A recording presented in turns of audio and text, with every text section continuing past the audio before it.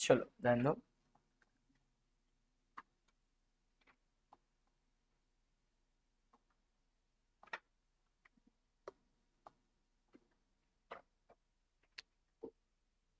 Okay, मैं बोलता है ऑर्गेनाइजेशन चाहे प्रॉफिट ओरिएंटेड हो या सर्विस ओरिएंटेड हो, उन्हें अपना फाइनल अकाउंट तो प्रिपेयर करना पड़ेगा। बोलो। एंड फाइनल अकाउंट प्रिपेयर करने के लिए, फाइनल अकाउंट मतलब जहां पे तेरा बुक कीपिंग अकाउंटेंसी का एंड हो रहा है, एनुअल सारे books of account to close कर बाय प्रिपेयरिंग फाइनल अकाउंट। मतलब फाइनल अकाउंट बना के एक ऑर्गेनाइजेशन क्या जानना चाहती, their profitability position and their financial position. To know the financial position, बोले इन्होंने क्या बना दी, balance sheet. To know the profitability position, profit oriented organisation businessman ने क्या बनाया, ट्रेडिंग एंड P&L। वही service oriented non profit organisations ने ट्रेडिंग P&L की जगह पे क्या बनाया, इनकम एंड एक्सपेंडिचर अकाउंट। कोई रिसीट पेमेंट बोल रहा है, कुछ बोलो ही ना तो अच्छा है, ध्यान दो। प्रॉफिटेबिलिटी जानने के लिए बोलो प्रॉफिट ऑर्गेनाइजेशन ने क्या निकाला, trading P&L, income and expenditure बना के इन्होंने जान लिया अपना सरप्लस और डेफिसिट। मैं बिल्कुल नहीं लिख रहा एज अ क्वेश्चन क्या दे जाता है, थोड़ा सा अपन फ्लो समझते हैं। मैं बोलता है बुक कीपिंग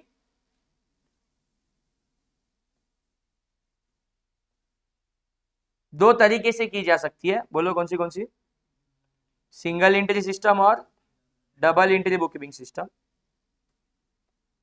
ये जो double entry book keeping system है उसके अंदर क्या हो रहा है, हम ट्रांजेक्शन्स की जर्नल एंट्री पास कर रहे हैं, जर्नल से लेजर्स, जर्नल एंट्री पास की मतलब one debit is equal to another credit, effect दिए, बहुत सारे लेजर बने, हर एक लेजर बना, हर एक लेजर का जो क्लोजिंग बैलेंस आया, हर एक लेजर का जो क्लोजिंग बैलेंस आया, उन क्लोजिंग बैलेंस को पकड़ पकड़ के क्या बना दिया, ट्रायल बैलेंस। तो ट्रायल बैलेंस भी दो तरफा बना ना, debit is equal to credit करके। अगर एंट्री में डेबिट क्रेडिट का अमाउंट मैच था तो लीजर में भी सेम अमाउंट डेबिट क्रेडिट में चला गया। सो कुछ लेजर डेबिट बैलेंस शो कर रहे, कुछ लेजर क्रेडिट बैलेंस शो कर रहे, अल्टीमेटली अपना ट्रायल बैलेंस भी क्या हो रहा है, टैली हो रहा है। फिर इससे अगर इसको फाइनल अकाउंट बनाने के लिए चलना है तो ये लोग क्या कर लेते हैं, ट्रायल बैलेंस के डेबिट का आइटम का सिंगल इफेक्ट देते हैं, ट्रायल बैलेंस के क्रेडिट के आइटम का भी सिंगल इफेक्ट देते हैं, क्योंकि ऑलरेडी एक ट्रांजेक्शन दो इफेक्ट लेके चला है। फिर तुम बोलते थे ट्रायल बैलेंस के डेबिट का आइटम डेबिट में ही जाएगा, ट्रायल बैलेंस के क्रेडिट का आइटम क्रेडिट में ही जाएगा। किसके डेबिट में, ट्रेडिंग के डेबिट में, P&L के डेबिट में, या तो बैलेंस शीट के असेट साइड। तो ट्रायल बैलेंस का क्रेडिट का आइटम क्रेडिट में जाएगा, मतलब बोलो या तो ट्रेडिंग के क्रेडिट में, P&L के क्रेडिट में, या तो बैलेंस शीट के लायबिलिटी साइड। लेकिन जो अपनी book keeping system single entry system follow कर, मतलब they are not passing transaction का journal entry. Journal entry pass ही नहीं किया मतलब कोई दो इफेक्ट खड़े नहीं हुए, no journal entry, no transaction, no ledger, no trial balance. तो इन्होंने क्या किया, इन्होंने सिंपल से एक मैंने बोला कैश बुक बनाया। क्या बनाया, कैश बुक। ऑर्गेनाइजेशन कौन सी भी हो, पैसा आ रहा है जा रहा है इसके लिए चल रही है। सो इन्होंने सिंपल से बनाया कैश बुक। कैश बुक के डेबिट साइड में, कैश बुक एक किस्म का रजिस्टर्ड भी हो सकता है, जिसके डेबिट साइड में वो लोग सारे क्या लिख रहे, जल्दी बोलो, रिसिप्ट्स। एंड क्रेडिट साइड में क्या लिख रहे, जल्दी बोलो, पेमेंट्स। एक सवाल है तुमसे, कोई एक ट्रांजेक्शन हुआ, से डोनेशन मिला, सॉरी कोई एक ट्रांजेक्शन हुआ, समझो सैलरी पे किया। Double entry book keeping system में क्या होता था, बोलो, सैलरी डेबिट होता है, कैश बैंक क्रेडिट होता है। फिर लेजर बनते समय सैलरी लेजर भी बनता है और कैश बैंक लेजर भी बनता है। सैलरी एंट्री में डेबिट था, कैश बैंक एंट्री में क्रेडिट था। ये दोनों डेबिट क्रेडिट इफेक्ट कहां पे आके बैठते हैं, रिस्पेक्टिव ट्रायल बैलेंस में। और जैसा एक ट्रांजेक्शन दोनों जगह जाके बैठा, वैसा हर ट्रांजेक्शन दो जगह जाके बैठता है और ट्रायल बैलेंस टैली होता है ना। लेकिन अगर कोई बंदा single entry book keeping system follow कर रहा है, मतलब वो ट्रांजेक्शन का जर्नल एंट्री पास कर रहा, क्या बोलना, नहीं नहीं। जर्नल एंट्री पास नहीं कर रहा लेकिन कैश बुक बना रहा, कैश बुक बना रहा, मैंने बोला सैलरी पेड का सीएम ट्रांजेक्शन, उसने खाली पेमेंट साइड जाके लिखा बाई सैलरी 10,000, दैट्स इट। मुझे बता दो ये कैश बुक टैली होगा कैसे होगा? इसका सेकंड इफेक्ट कहा जाना चाहिए सैलरी अकाउंट में, बट तो दुनिया भर के अकाउंट बनाता ही नहीं है, वो book keeping system double entry से फॉलो ही नहीं कर रहा, he has maintain only single ledger so called as what, cash book, या बोलो रिसीट एंड पेमेंट अकाउंट। तो मुझे बता दो आज क्या गड़बड़ क्या हो रही है, सिंगल इफेक्ट रिकॉर्ड किया जा रहा है, इसी के लिए सिस्टम को क्या बोलते हैं, single entry system. Double entry system में क्या होता था, डेबिट का चीज डेबिट में जाता, क्रेडिट का आइटम क्रेडिट में जाता था, तो मस्त उसके दो इफेक्ट भी वैसे ही दे रहे थे, सैलरी डेबिट में आया डेबिट में जाएगा, कैश बैंक क्रेडिट होगा कैश बैंक से लेस हो जाएगा, फाइनल अकाउंट में भी अकॉर्डिंगली इफेक्ट चले जाते थे। लेकिन यहाँ पे क्या हो रहा है, कैश बुक के अंदर मैंने एक तरफा इफेक्ट दिया, कौन सा वाला इफेक्ट दिया है, कैश वाला इफेक्ट दिया, मतलब कौन सा इफेक्ट देना बाकी है, सैलरी वाला, जो मैं सैलरी अकाउंट बना के नहीं सीधा फाइनल अकाउंट बना के दे रहा हूं। Double entry book keeping system थोड़ी बहुत ही ज्यादा सिस्टमैटिक सिस्टम है, ट्रांजैक्शन जर्नल लेजर, लेजर से ट्रायल बैलेंस, ट्रायल बैलेंस से फाइनल अकाउंट, फाइनल अकाउंट मतलब ट्रेडिंग पेंडल बैलेंस शीट जहां का आइटम है वहां बेच देते हैं। सिंगल एंट्री में क्या होता है, खर्चा रिकॉर्ड हुआ है लेकिन सिंगल इफेक्ट से रिकॉर्ड हुआ है। सिंगल इफेक्ट कौन सा वाला रिकॉर्ड हुआ है, क्रेडिट वाला रिकॉर्ड हुआ है, सुन रहे सब लोग? तो मतलब कौन सा वाला इफेक्ट देना बाकी है, सैलरी का इफेक्ट मतलब डेबिट इफेक्ट देना बाकी है, और ये सैलरी का डेबिट इफेक्ट सैलरी अकाउंट में जाएगा, फिर ट्रायल बैलेंस में जाएगा, ये टाइम पास ये लोग नहीं करते।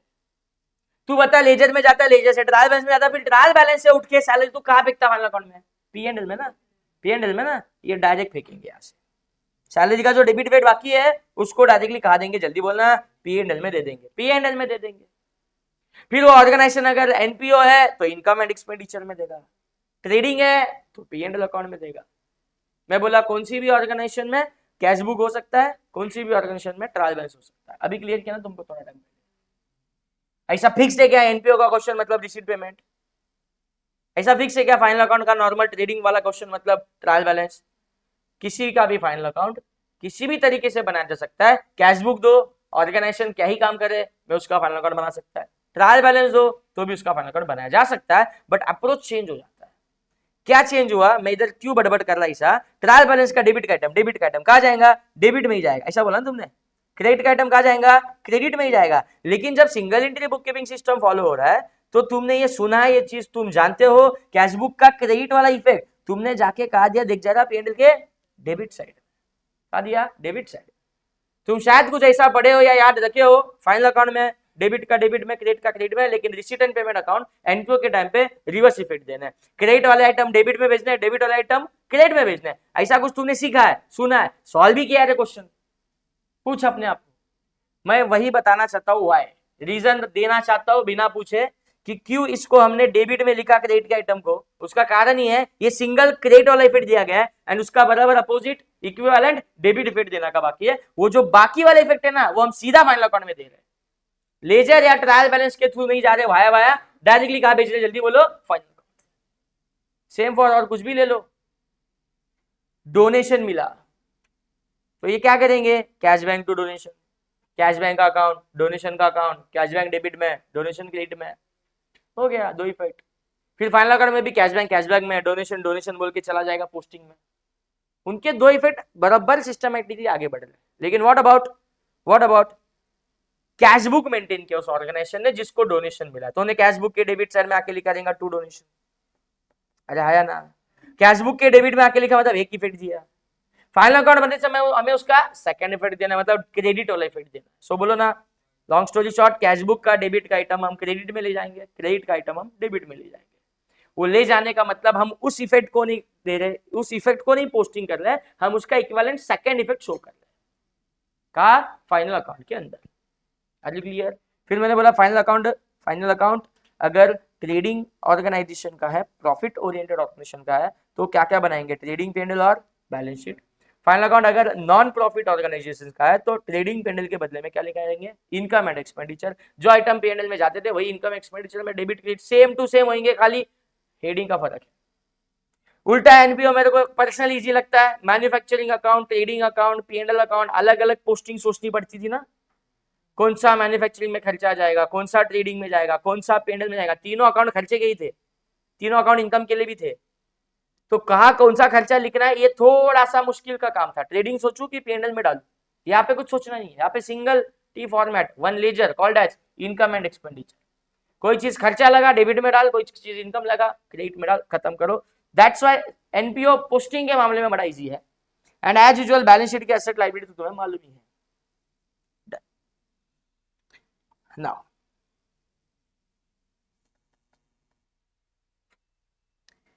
इन्होंने कैश बुक मेंटेन किया है। एनपीओ के ऊपर मैं शुरुआत कर रहा हूं। नो डाउट हम कौन सा फाइनल अकाउंट शुरू करें, जल्दी बोलो। एनपीओ मेजॉरिटी केस में as you know as a question तुम्हारे पास क्या प्रोवाइडेड है, रिसीट एंड पेमेंट है, यही है समझो। और अगर तुम्हारे पास रिसीट्स एंड पेमेंट अकाउंट दिया है तो तुम्हें यह भी मालूम होगा रिसीट एंड पेमेंट अकाउंट मतलब कैश अकाउंट है, यानी उसके अंदर कौन से ट्रांजेक्शन रिकॉर्ड हुए, ओनली कैश ट्रांजेक्शन। कौन से ट्रांजेक्शन रिकॉर्ड हुए, cash transaction. Receipt and payment account is a cash book. जो सारा कैश रिसीव्ड हुआ वो रिसीट एंड पेमेंट के डेबिट साइड में, जो सारा कैश पेड हुआ वो तुम्हारे रिसीट एंड पेमेंट अकाउंट के पेमेंट साइड में। एंड इसी वजह से थोड़ी दिक्कत हो गई मेरे को फाइनल अकाउंट बनाने में।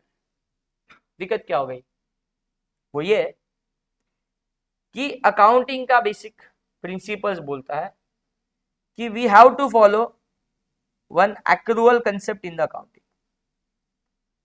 पूरा एनपीओ इस एक्रूअल कंसेप्ट पे डिपेंड है। तुम्हें अगर ये मालूम है एक्रूअल कंसेप्ट क्या होता है और हम क्या चाहते हैं, तो तुम्हारे फाइनल अकाउंट बनाने को लेके सोच उसी हिसाब से चलेगी। रट्टा मारने वाला कोई चीज नहीं। We have to follow accrual concept मतलब क्या, कुछ अपने तरीके से लिख देता हूं। कोई एक्सपेंसेस अगर करंट ईयर का है, क्या बोला मैं, कोई एक्सपेंसेस अगर करंट ईयर का है वो पेड हुआ है तो रिकॉर्ड हुआ ही रहेगा, क्योंकि इसने कौन से ट्रांजेक्शन रिकॉर्ड किए, पेड वाले, तो पेड हुआ है तो रिकॉर्ड हुआ ही रहेगा। बट कोई एक्सपेंसेस अगर करंट ईयर का है और अगर वो अनपेड है मतलब उसकी अकाउंटिंग नहीं हो चुकी है, क्योंकि इन्होंने सिर्फ कौन सा लेजर बनाया है, कैश बुक। पैसा आया गया खाली उसी का हिसाब है, बाकी जो पैसा देना बनता है आना बनता है वो सबके इन्होंने रिकॉर्डिंग किया हुआ नहीं है। So we have to record it separately for this current year final account because ये खर्चा है करंट ईयर का। एक्रूअल कंसेप्ट बोलता है करंट ईयर का expenses whether it is paid और unpaid we have to record it. Paid हो या अनपेड हो तो भी मैंने रिकॉर्ड करना चाहिए, ये वाली। अगर कोई एक्सपेंसेस है जो आइदर लास्ट ईयर का है या तो नेक्स्ट ईयर से बिलोंग करता है, रिपीट बोलो, अगर कोई एक्सपेंसेस है जो आइदर लास्ट ईयर का है या नेक्स्ट ईयर से बिलोंग करता है, मतलब ये बताना चाहता हूं कि करंट ईयर का नहीं है। अगर वो अनपेड है रिकॉर्ड मत करो, क्या करना है हमको। अगर वो पेड है तो भी रिकॉर्ड मत करो। इस साल पेड किया है, इस साल पैसा गया है, अरे तो भी रिकॉर्ड मत करो, क्योंकि वो इस साल का खर्चा ही नहीं है। अब इंग्लिश छोड़ दो, मैं हिंदी बोलता कि पैसा किस साल में आया गया तेल लेने गया, वो पैसा किस पीरियड का है वो मैटर करता है। पेमेंट डजंट मैटर्स, पेमेंट किस समय पे हो रहा है उस हिसाब से खर्चा और इनकम रिकॉर्ड होता नहीं है। पेमेंट क्या पीरियड का दिया जा रहा है वो देखना बहुत ज्यादा जरूरी है। ये मैं यहां से कुछ समझना चाहता हूं एक्रूअल कंसेप्ट से। Same for income as well. कोई इनकम करंट ईयर का है, मिला हो या ना भी मिला हो, रिकॉर्ड कर इस साल के फाइनल अकाउंट में। कोई इनकम करंट ईयर का नहीं है, मिला है तो भी रिकॉर्ड मत कर, नहीं मिला है तो करेगा ही नहीं तू। बट नहीं मिला है तो भी रिकॉर्ड करना, मिला है तो भी रिकॉर्ड नहीं करना चाहिए अगर वो करंट ईयर का नहीं है तो।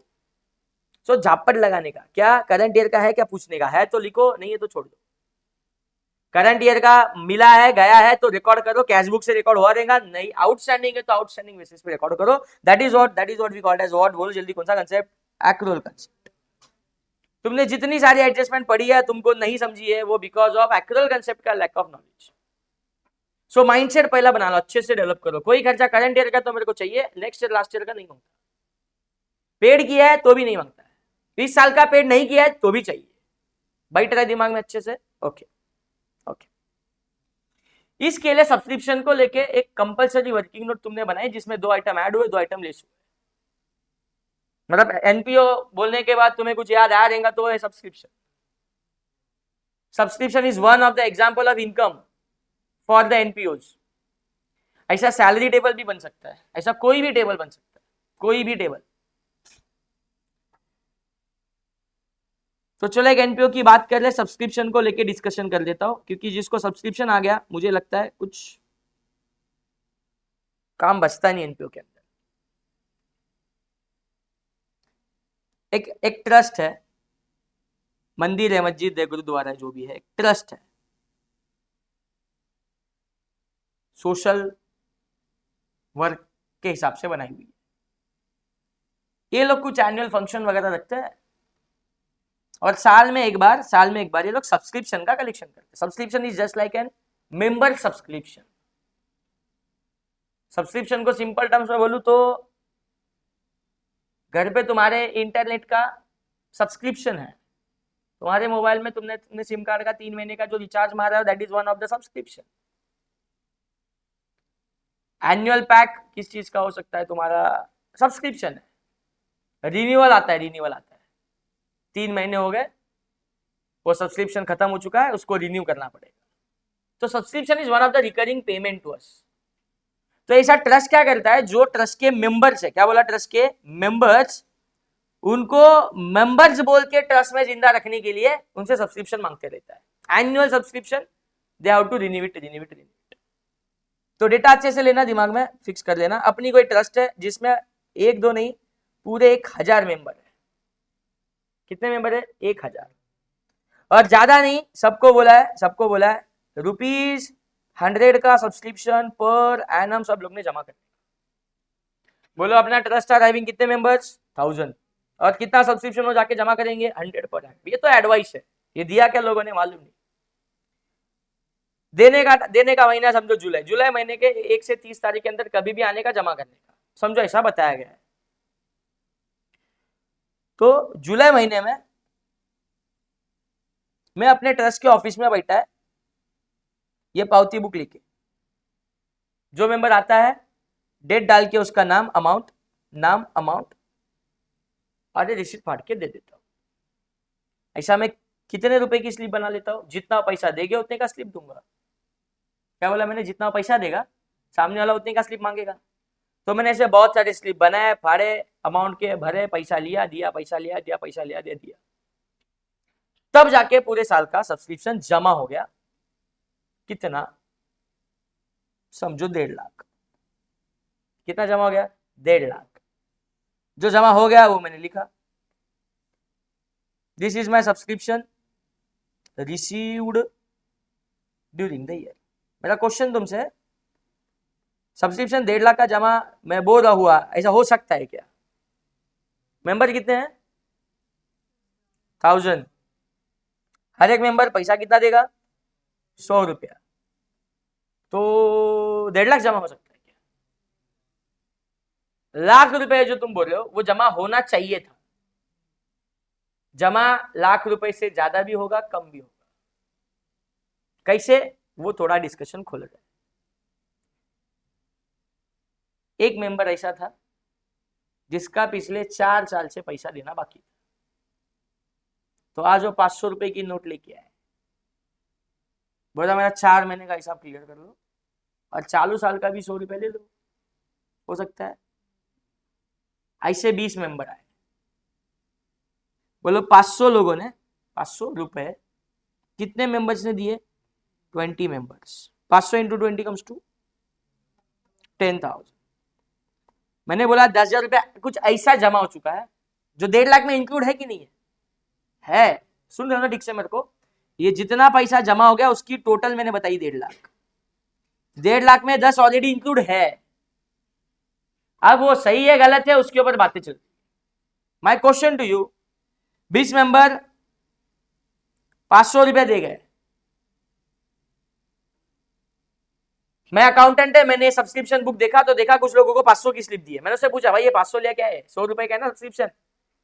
जरा सोचो, 1000 ही स्लिप फाड़े होते और 100 रुपए की बने होते तो बराबर 1 लाख जमा होता। अब मैं वही ढूंढने बैठा कि 1.5 लाख कैसे हो गया जमा। तो कुछ स्लिप मेरे को ऐसी मिली, 20 स्लिप जिसपे 500 रुपए लिखा था। मैं उस स्लिप फाड़ने वाले को पूछा, क्या है 500 रुपए का स्लिप क्यों बनाया? बोलता है 500 रुपए देगा तो 500 का ही बनाएगा। बोला तू बराबर है, बराबर है, 500 रुपए देगा तो 500 का स्लिप बनाएगा। वो अकाउंटिंग नहीं जानता ना, उसको खाली पैसा लेके जितना पैसा मिला उसका स्लिप देने का। सो उसको अपनी जगह पे बराबर है। 500 इंटू 20, 10,000 रुपए आया। अब तुम अकाउंटेंट हो, तुम अपनी दिमाग से सोचो कि मैंने अभी थोड़ा टाइम पहले एक्रोल को लेके क्या समझा तुमको, क्या समझा एक्रोल को लेके? करंट ईयर का जो पैसा है वो करंट ईयर का इनकम है, मिला गया वो सब देखने का नहीं, ज्यादा आया ज्यादा गया वो सब नहीं देखने का। पैसा कितना मिलता है दैट डजंट मैटर। पैसा इनकम बोल के रिकॉर्ड कितना करना चाहिए? जितना इस साल का है। अरे आया ना, तो जो मैंने बोला उस हिसाब से मेरे को बताओ, इन 20 मेंबर का जो 500 रुपया जमा है उसमें से 100 रुपया करंट ईयर का है एंड 400 रुपया लास्ट ईयर का है। ऐसा बोल के दिया ना उन्होंने, मेरा पिछले साल का 4 साल का भी ले ले, काट ले इसमें से, तो 400 ले वो 100 लिया करंट ईयर का। माय क्वेश्चन टू यू, इस रिसीव्ड के अमाउंट के अंदर ये सब इंक्लूड है, पूरा 10,000 इंक्लूड है, वो गलत नहीं है। 1.5 लाख अपनी जगह पे वो सही है, बराबर है। बट एज एन अकाउंटेंट में जानता है मेरे को करंट ईयर का इनकम निकालना है।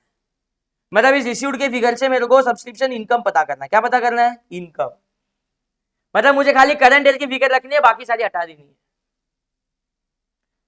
बताओ, मैंने 100 रुपए की करंट ईयर का 20 मेंबर का जो समझो 2,000 रुपया बनता है। कितना बनता है? 2,000 रुपया। और ये 8,000 रुपया जो पिछले सालों का है।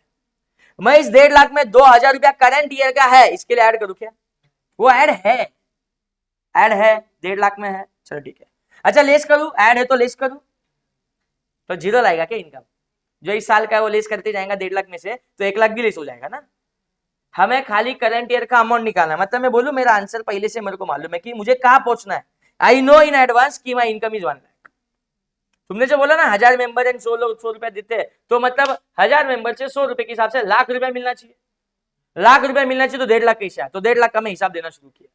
कुछ स्क्रूटिनी मैंने फाइंड आउट की, पता चला 10,000 में से 8,000 रुपए का कुछ ऐसा गेम है जो पिछले साल का पैसा अब मिला तो इस साल का इनकम हुआ क्या? इस साल मिला तो इस साल का इनकम हुआ क्या? नहीं, हम कौन सा कैश सिस्टम फॉलो कर रहे हैं? हम तो अक्रूवल कंसेप्ट फॉलो करते हैं। पैसा मिला कभी, गया कभी, कितना मिला कितना गया मैटर नहीं करता, इस साल का कितना उतना रिकॉर्ड होना चाहिए। मतलब only 2,000 to be recorded and 8,000 जो मिला है वो एक्सेस मिला हुआ है, जो पिछले साल का अब जाके मिला हुआ है। मैंने उसको ऐड करूं कि वो ऐड है? 1.5 लाख के कैलकुलेशन में वो है, उसको रखूं कि निकाल दूं? निकाल दो, क्योंकि मेरे को करंट ईयर का इनकम जानना है। कौन से साल का जानना है? करंट ईयर का। तो 8,000 इधर क्या कर रहा है बोल के क्या कर दिया? लेस। लॉजिकल अंडरस्टैंड हो रहा है? अब इसको कुछ इंग्लिश में नाम रखते हैं कि ये लास्ट ईयर का है, क्योंकि बताने वालों को हिसाब बताना पड़ेगा। 8,000 रुपया मैंने इनकम कंपटीशन में क्यों नहीं लिया? क्योंकि ये लास्ट ईयर का है, करंट ईयर में रिकॉर्ड नहीं होना चाहिए। और लास्ट ईयर का अब क्यों दिया उन लोगों ने मेरे को लास्ट ईयर का पैसा? क्योंकि लास्ट ईयर नहीं दिया था। मतलब लास्ट ईयर क्या था? Outstanding, last year outstanding subscription. क्या किया हमने? जल्दी बोलो इसको, लेस। यहां तक कहानी क्लियर? ठीक है। कुछ स्लिप मैंने ऐसी पाई और स्लिप मैंने ऐसी ढूंढी जो 500 रुपए की थी, 40 मेंबर की थी। कितनी मेंबर की थी? 40। 500 इंटू 40 कितना बनता है? 20,000। 500 इंटू 40 कितना बनता है? 20,000। फिर से एक बार मैंने पूछा उस स्लिप बनाने वाले को, 500 का स्लिप क्यों बनाया? पैसा 500 देगा तो 500 का बनाएगा ना, बराबर है। तू थोड़ा नॉर्मल लेवल पे बोला कर, ठीक है बोलते। 500 रुपया 40 मेंबर ने दिया, लेकिन मैंने उसको सवाल पूछा कि उन्होंने 100 रुपया देने की जगह पे 500 क्यों दिया? कुछ तो बोले देंगे ना। हाँ बोले क्या हर साल 100 रुपया जमा करते जाते थे, 500 मेरा जमा करके था, कैसा बोले 40 जन। खत्म होगा ना जब मेरा सब्सक्रिप्शन का पैसा, तब मेरे को बाद में मांग लेना। मतलब उन्होंने मेरे को 5 साल का पैसा देके गए। कितने साल का पैसा देके गए? 5 साल का। चालू साल का 100 रुपया और अगले 4 साल का भी 400 रुपया देके चले गए हैं। सो वंस अगेन वही डिस्कशन, बोलो जल्दी। 400 लास्ट ईयर का नहीं, 400 नेक्स्ट ईयर का है जो एडवांस में पे करके चले गए, अपने पास पैसा भी आ चुका है। एंड उसमें से 100 है जो करंट ईयर का बनता है। तो जो 100 करंट ईयर का बनता है 40 मेंबर का, दैट कम्स टू कितना? 4,000। उसको मैं इधर ऐड करूं कि लेस करूं? कुछ नहीं करने का। लेस कौन बोल रहा है? लेस कौन बोल रहा है? 1.5 लाख में ऑलरेडी है, वो रिसिप्ट के अंदर है ना ऑलरेडी। मैंने पहला रिसीव्ड ड्यूरिंग डेट लिखा, मतलब क्या लिखा है? सारा मिला पैसे की टोटल लिखी हुई। तो मैं बोल रहा हूँ ये जो 20,000 मिला है मतलब वो 1.5 लाख में है ना, 1.5 लाख में है मतलब 1.5 लाख में 4 भी है, 1.5 लाख में 400 मेंबर का 40 के हिसाब से 16,000 भी है। ये पूरा 20,000 ऊपर लिखा हुआ है, 4 लिखा हुआ है और लिखा हुआ होना भी चाहिए क्योंकि वो करंट ईयर का है। ऊपर 16,000 लिखा हुआ है लेकिन लिखा हुआ नहीं होना चाहिए। क्या बोला एक्चुअल कंसेप्ट, जो नेक्स्ट ईयर का है, जो लास्ट ईयर का है, भले मिला है तो भी इस साल रिकॉर्ड करने का क्या नहीं, हम वही इनकम बनाएंगे जो इस साल का बनता है। So 16,000 not to be recorded but it is added in the 150। निकाल दो मतलब लेस कर 16,000 उठा दिया। इसका भी कारण क्या बोल के निकाल दिया, ये आउटस्टैंडिंग बोल के निकाला नहीं, ये एडवांस मिला है बोल के निकाला, एडवांस रिसीव्ड सब्सक्रिप्शन। क्या ये एडवांस रिसीव्ड सब्सक्रिप्शन 16,000, ठीक है।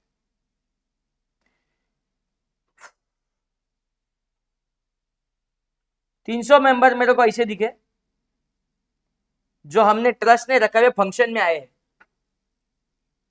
सुबह से आए शाम तक फंक्शन में जो जो रखा है खाना वाना नाश्ता वास्ता सब कुछ भी नहीं छोड़ रहे, वेलकम ड्रिंक भी नहीं छोड़ा है। दोपहर को आए वो लोग ने भी वेलकम ड्रिंक सुबह का मांगा है, बड़ा फंक्शन है। 300 मेंबर की मैंने स्लिप देखी और उस 300 मेंबर की स्लिप मेरे को उसमें नहीं दिखी, मतलब वो लोग आए हैं पार्टी एंजॉय कर ले लेकिन पैसा नहीं दिया, तो स्लिप नहीं मिली उनके नाम से। एज एन अकाउंटेंट मैं उनको जानता नहीं लेकिन मेरे पास 1000 मेंबर की लिस्ट है, उनमें से 300 नाम मेरे को दिखे नहीं, तो मैं वो स्लिप बनाने वाले को बोला देख जरा ये लोग का नाम है, मतलब ये लोग ने अभी तक इसका पैसा दिया नहीं, जरा राउंड मार के फंक्शन हॉल में ये 300 लोग आए गए उनसे पैसा मांग के ये गया, लेकिन खाली आता है, बोलता है 300 के 300 सारे के सारे है, तो पैसा क्यों नहीं लिया, 100 रुपया नहीं दे सकते क्या हो, दे सकते हो, करोड़पति लोग है, तो देखो 100 रुपया क्यों नहीं दिया, बोलता है पिछले साल ही दिया है हमने पैसा।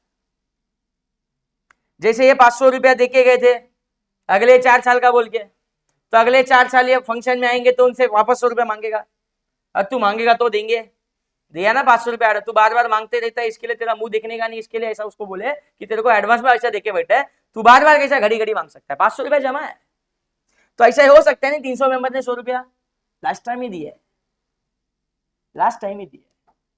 तो पहला आराम से मेरे को शांति से बताना, 300 मेंबर ने पिछले साल ही 100 रुपया जमा कर दिया था, तो इस साल कितना रुपया, 300 मेंबर का 100 रुपया बोलेगा तो कितना बनता है, 30,000, 30,000 की 3,000, 30,000 इन्होंने ऑलरेडी लास्ट ईयर दे दिया, और मुझे उनका नाम मिला क्या उस सब्सक्रिप्शन के बुक में, नहीं मिला। मेरा सवाल ठीक से सुनना, ये 30,000 इस 1.5 लाख में इंक्लूड है क्या,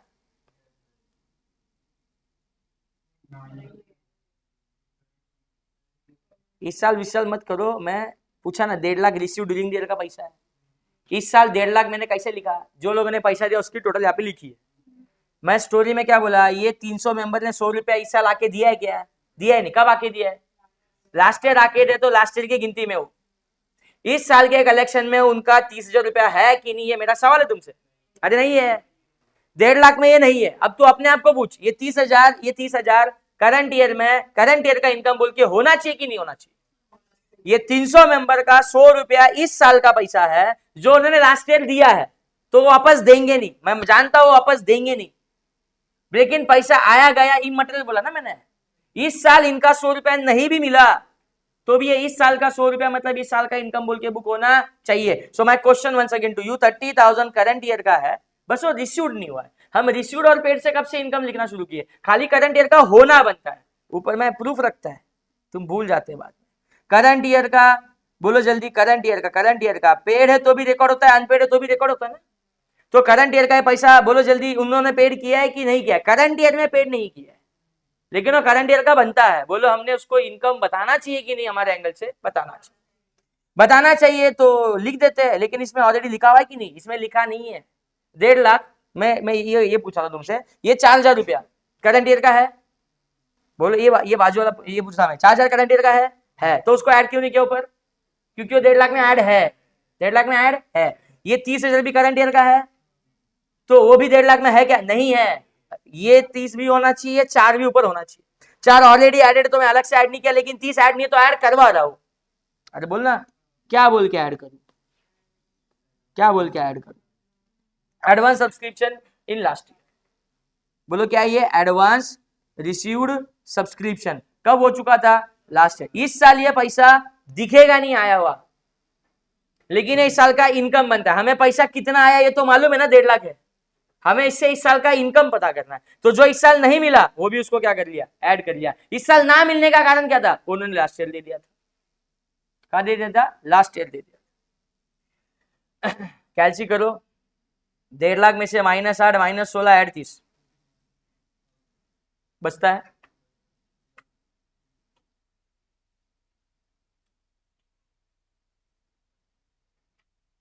नहीं, ये तूने बताया क्या? ये 4 फिगर का कैलकुलेशन बताया कि बैलेंस बताया? 156 is the final total of this 4 figure. 1.5 lakh में तुमने 1.5 लाख में 8,000 लेस किया, 16,000 लेस किया, 30,000 ऐड किया, फिर कितना आया? 156। कितना है? 1,56,000। तो 156 करंट ईयर का इनकम है जो हमने अभी तक कैलकुलेट किया। लेकिन करंट ईयर का इनकम होना कितना चाहिए? 1 लाख। तो और 56,000 एक्स्ट्रा कौन दिया? और 56,000 एक्स्ट्रा कौन दिया? तो मैंने बोला 300 मेंबर ऐसे थे जो बोले कि हमने 100 रुपया पिछले साल ही दिए। 300 मेंबर ऐसे मैंने ढूंढ निकाल ली जिनका नाम नहीं था, क्योंकि उन्होंने इस साल का 100 रुपया क्यों नहीं दिया? क्योंकि उन्होंने पिछले साल ही दे दिया। अब मेरे को और 600 मेंबर ऐसे मिले जिन्होंने 2 साल का पैसा एक साथ दिया था, सिर्फ पिछले साल का नहीं, 2 साल का एक साथ। मतलब कितना रुपया उन्होंने दिया रहेगा? 200।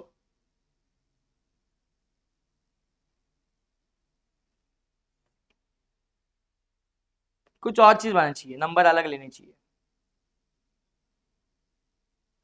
मैं ये बेस चेंज कर लेता हूं। देर आर 1000 मेंबर्स नहीं, देर आर से 2000 मेंबर, ताकि मेरा एक बचा हुआ आइटम कवर कर सकूं। तो अब मुझे लास्ट वाला आंसर बोल दो ना, फाइनल वाला। पहले 2 लाख होना चाहिए ना? कितना होना चाहिए? 2 लाख। बाकी सारा डिस्कशन सेम। कुछ 20 मेंबर ने 500 दिया था, 40 मेंबर ने 500 दिया था, 30 मेंबर ने 100 दिया था। सेम सिचुएशन रिपीट नहीं कर रहा, 3 डिफरेंट सिचुएशन हो गई। अब ये टोटल किया तो आंसर क्या है? 156। होना कितना चाहिए? 2 लाख। हुआ कितना है? 156। कितना डिफरेंस मार रहा है? 44,000। ये क्या है? अगेन कुछ ऐसे मेंबर्स है, समझो कितने मेंबर्स मैं बोलता हूं? 440 मेंबर्स। कुछ ऐसे मिले उनका भी नाम इस लिस्ट में नहीं है, 100 रुपया उन्होंने दिया नहीं है, जिसका कितना पैसा बनता है? 44। मैं उसको वापस बोला, जा जा ये 440 मेंबर दिखते 200-2000 लोगों में ढूंढ गया। बोलता है ये लोग आए हैं, या शायद ये 440 लोग उसको मिले ही नहीं। मतलब एक्चुअली समझ लो ना, मैं कंप्लीट कर देता हूँ डिस्कशन, कि मेरे को 740 लोगों के नाम मिले ही नहीं। किसमें? 740 के नाम मिले नहीं, 1.5 लाख के पैसे मिले उसमें। तो 740 में से मैंने उसको जाके भेजा, 740 लोगों का नाम उसको ढूंढने के लिए भेजा। तो बोलता है मेरे को 300 लोग मिले, और लोग बोलते हैं हमने 100 रुपया लास्ट ईयर ही दिया था। बोलता है 440 लोग मिले ही नहीं, या 440 मिले भी बोलो, लेकिन वो लोग 100 रुपया इस साल का बोलता है पैकेट लाए नहीं, 100 रुपया बाद में देंगे, दिया नहीं उन्होंने मतलब। या 440 मिले ही नहीं है। तो मुझे बता दो, 440 मेंबर का 44,000 रुपीज इस साल का बाकी है, इस साल का बाकी है। पैसा दिया नहीं तो इनकम बनाओ कि नहीं बनाओ? बनाने का। पैसा आया गया मैटर नहीं करता, हमने बोलता है इस साल का है तो इनकम बनाना चाहिए। सो 44,000 ना जनरल मेंबर इस साल का आउटस्टैंडिंग रखते हैं। 2 किस्म के लोग पैसा नहीं दे रहे। कौन से? जो इस साल नहीं दे रहे वो करंट ईयर आउटस्टैंडिंग है, जो लास्ट ईयर एडवांस में दिए थे, आया ना? ओके। ऐसे 2 किस्म के मेंबर पैसा जल्दी बोलो क्या कर रहे हैं? नहीं दे रहे। 2 किस्म के लोग हैं जिन्होंने पैसा दे दिया है, लेकिन ज्यादा दे दिया है, इस साल के साथ साथ अगले साल का भी दे दिया है, या कुछ लोगों ने ज्यादा देने का कारण उनका पिछला ड्यू था जो आज एक साथ उन्होंने क्लियर किया है। समझ में आ रहा है? This is are. इन सबको प्लस माइनस करके हमें क्या निकालना है? अपना करंट ईयर का सब्सक्रिप्शन। ये हो गए अंडरस्टैंडिंग एक्रूअल कंसेप्ट की, कि कैसे एक्रूअल कंसेप्ट वर्क करता है। जब लैंग्वेज उल्टी सुल्टी आनी स्टार्ट हो जाएगी ना, तो दिमाग दर्द करना शुरू करेगा। माँ कसम, ये क्या दिया है? तब जाके इस डिस्कशन का याद आएगा। अदरवाइज नॉर्मल सिखाने के लिए 12th वालों को डायरेक्टली कुछ ऐसा सिखाया जा सकता है, मैं भी वैसे सिखाया करता। Subscription received during the year लिख लो एंड फाइनल अकाउंट के डायलॉग याद कर लो। बोला outstanding always add and pre always less. कौन सा outstanding add? Current year outstanding add. कौन सा pre less? Current year pre less. लेकिन अगर लास्ट ईयर का आउटस्टैंडिंग है तो उल्टा करो लेस, और अगर लास्ट ईयर का प्री है तो उल्टा करो ऐड। प्री नॉर्मली लेस होता है लेकिन लास्ट ईयर का होगा तो ऐड होगा। आउटस्टैंडिंग नॉर्मली ऐड होता है लेकिन लास्ट ईयर का होगा तो लेस होगा। दिस इज ये 4 आइटम क्वेश्चन देगा, ऐड लेस मार दो, you will get the net subscription for the year, जो इनकम कहलाएगा तुम्हारा। क्या कहलाएगा? इनकम। तो इतनी मगजमारी ऊपर का 15-20 मिनट क्यों डाला है? तो ट्राई टू अंडरस्टैंड, हमें रिवर्सल क्वेश्चन भी आने वाले हैं। तब तुम्हें ये जो मैंने अभी ऊपर 3 सिचुएशन बताई है वैसी क्वेश्चन ने इंग्लिश में लिख लिख के दी होगी। क्वेश्चन ने इनकम की फिगर दी होगी, क्योंकि हमें income and expenditure account question ने प्रोवाइड किया है। मैं ऐसा ही टेबल बनाएगा और ये वाली अमाउंट बैलेंस इन फिगर निकालेगा, जो क्या कहलाएगी? अपनी रिसीव्ड की अमाउंट, क्योंकि एज अ सॉल्यूशन हमें क्या बनाने के लिए बोला जाएगा? Receipt and payment. सोच वही, फॉर्मेट वही, बस कैलकुलेशन रिवर्स में करेंगे कैलकुलेटर के ऊपर। मैं फॉर्मेटिंग में चेंज नहीं कर रहा। कुछ लोग ऐसा पढ़ाएंगे, इनकम ऊपर लिखो, जो ऐड करते थे उसको लेस करो, जो लेस करते थे ऐड करो, फिर पागल हो जाता है बंदा। इससे अच्छा फॉर्मेट सीधा लिखो, जैसे लिखते थे, नंबर डाल दो, 5 में से कोई भी 4 फिगर तेरे पास है तो 5वां निकाल सकता है ना, बस।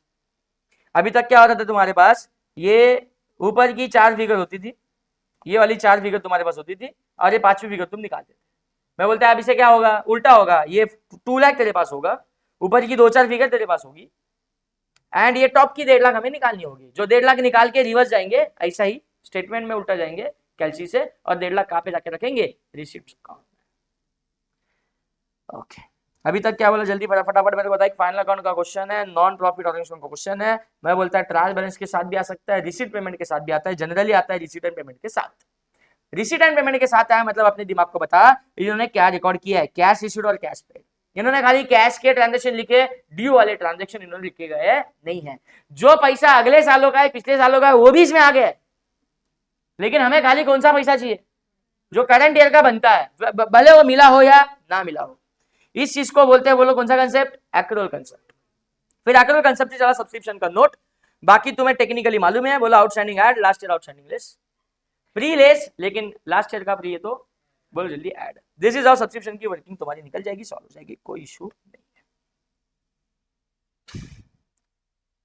फिर मैंने बोला रिसीट एंड पेमेंट अकाउंट का debit side, credit side, receipt side, payment side. Receipt side में 2 टाइप के रिसीट्स है, revenue receipts, capital receipts. Payment में भी 2 टाइप के पेमेंट है, रेवेन्यू पेमेंट और कैपिटल पेमेंट। मैं शुरुआती में बोला कि रिसीट एंड पेमेंट अकाउंट है मतलब एक कैश बुक है। कैश बुक है मतलब इसका सिंगल इफेक्ट हो चुका है, एंड इसे हमें उसका सेकंड इफेक्ट कंप्लीट करना है। सिंगल इफेक्ट अगर डेबिट में हो चुका है तो मैं जो सेकंड इफेक्ट कंप्लीट करेगा वो कौन से साइड करेगा? क्रेडिट साइड करेगा। सो जो रेवेन्यू रिसीट्स है, रेवेन्यू वाली रिसीट्स मेरे लिए इनकम है, अरे बोलो। और जो कैपिटल रिसीट्स है, अपने सर पे कर्जा है, लायबिलिटीज है। जो पेमेंट रेवेन्यू वाले हैं वो अपने लिए एक्सपेंडिचर है, रिकरिंग एक्सपेंडिचर। जो कैपिटल एक्सपेंडिचर है मतलब वो सालों साल टिकेंगे तुम्हारे पास, वो तुम्हारे लिए क्या कहलाते हैं? असेट। फाइनल अकाउंट के टाइम पे भी मैंने बात की है, ये चीज भले 150 रुपए की है लेकिन ये मेरे को सालों साल बेनिफिट देंगी। मतलब इस 150 रुपए को मैंने क्या बोलना चाहिए? Capital expenditure. जो खर्चा रिकरिंग इन नेचर होता है, बार बार करना पड़ता है साल भर में, उसे रेवेन्यू एक्सपेंडिचर बोल के अपन उसको कहा लेके जाएंगे? बोल जल्दी, एक्सपेंडिचर में, इनकम एंड एक्सपेंडिचर अकाउंट में। रिसीट साइड में 2 आइटम मिलेंगे, वो भी इनकम एक्सपेंडिचर में आएंगे। पेमेंट साइड में 2 आइटम मिलेंगे, वो भी एक्सपेंडिचर है तो असेट साइड में चले जाएंगे। पोस्टिंग में कोई खास इश्यू नहीं है। एडजस्टमेंट में सब्सक्रिप्शन की एडजस्टमेंट को संभालना है। कुछ खास पोस्टिंग डिस्कस कर लेता हूँ। फाइनल अकाउंट वाली पोस्टिंग आ जाएंगे तो तुम कर देंगे, मेरे को मालूम है। जैसे कि सैलरी आ गया, क्या लिखोगे? एक्सपेंडिचर। वेजेस आ गया तो भी क्या लिखोगे? एक्सपेंडिचर। प्रिंटिंग स्टेशनरी आ गया, एक्सपेंडिचर। कोई भी ऑफिस एक्सपेंस आ गया, एक्सपेंडिचर। कोई फैक्ट्री का एक्सपेंस भी आया तो भी एक्सपेंडिचर। या मैन्युफैक्चरिंग ट्रेडिंग पे अलग अलग से अकाउंट ही नहीं है।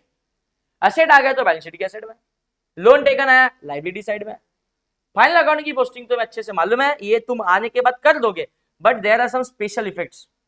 ये एनपीओ होने की वजह से इनके कुछ ट्रांजेक्शन थोड़े अलग लेवल पे चलते हैं, अलग किस्म के ट्रांजेक्शन है। वो कौन से? जैसे कि ऊपर एक बोला सब्सक्रिप्शन, बोलो सब्सक्रिप्शन की पोस्टिंग कहाँ करोगे? नॉर्मल फाइनल अकाउंट में सब्सक्रिप्शन दिखता नहीं है। मैं अगर एक बिजनेसमैन है तो कौन मेरे को आके सब्सक्रिप्शन देगा? मेरे पास थोड़ी ना मेरे मेंबर्स है जो हर साल मेरे को पैसा देंगे, वो तो एनपीओ के पास ही होता है। सब्सक्रिप्शन जैसा पोस्टिंग खाली एनपीओ फाइनल अकाउंट में दिखता है। डन। डोनेशन वाली पोस्टिंग खाली एनपीओ में दिखेगी, खाली एनपीओ में दिखेगी। ये नॉर्मल फाइनल अकाउंट में मोस्टली रेयर दिखेगा, बट डोनेशन में मैं बात करना चाहूंगा, there are two types of donation, एक जनरल डोनेशन और एक स्पेशल डोनेशन। शाबाश। जनरल डोनेशन कहा जाएगा, स्पेशल डोनेशन कहा जाएगा। Okay, very good, you know the reasons, you know the conclusions. Income में जाएगा, लाइबिलिटी में जाएगा, बट स्पेशल डोनेशन मतलब क्या, जनरल डोनेशन मतलब क्या? ओके, जनरल डोनेशन मतलब दान पेटी में मिला हुआ पैसा, जनरल डोनेशन इनकम में डाल दो। स्पेशल डोनेशन मतलब किसी स्पेसिफिक पर्पज से मिला, स्पेशल डोनेशन बोल के कहां पे लेके चलो, लाइबिलिटी से। अच्छा, स्पेशल पर्पज में बताता हूं। What if the special purpose is to donation is for construction of building, and what if donation is for payment of salary?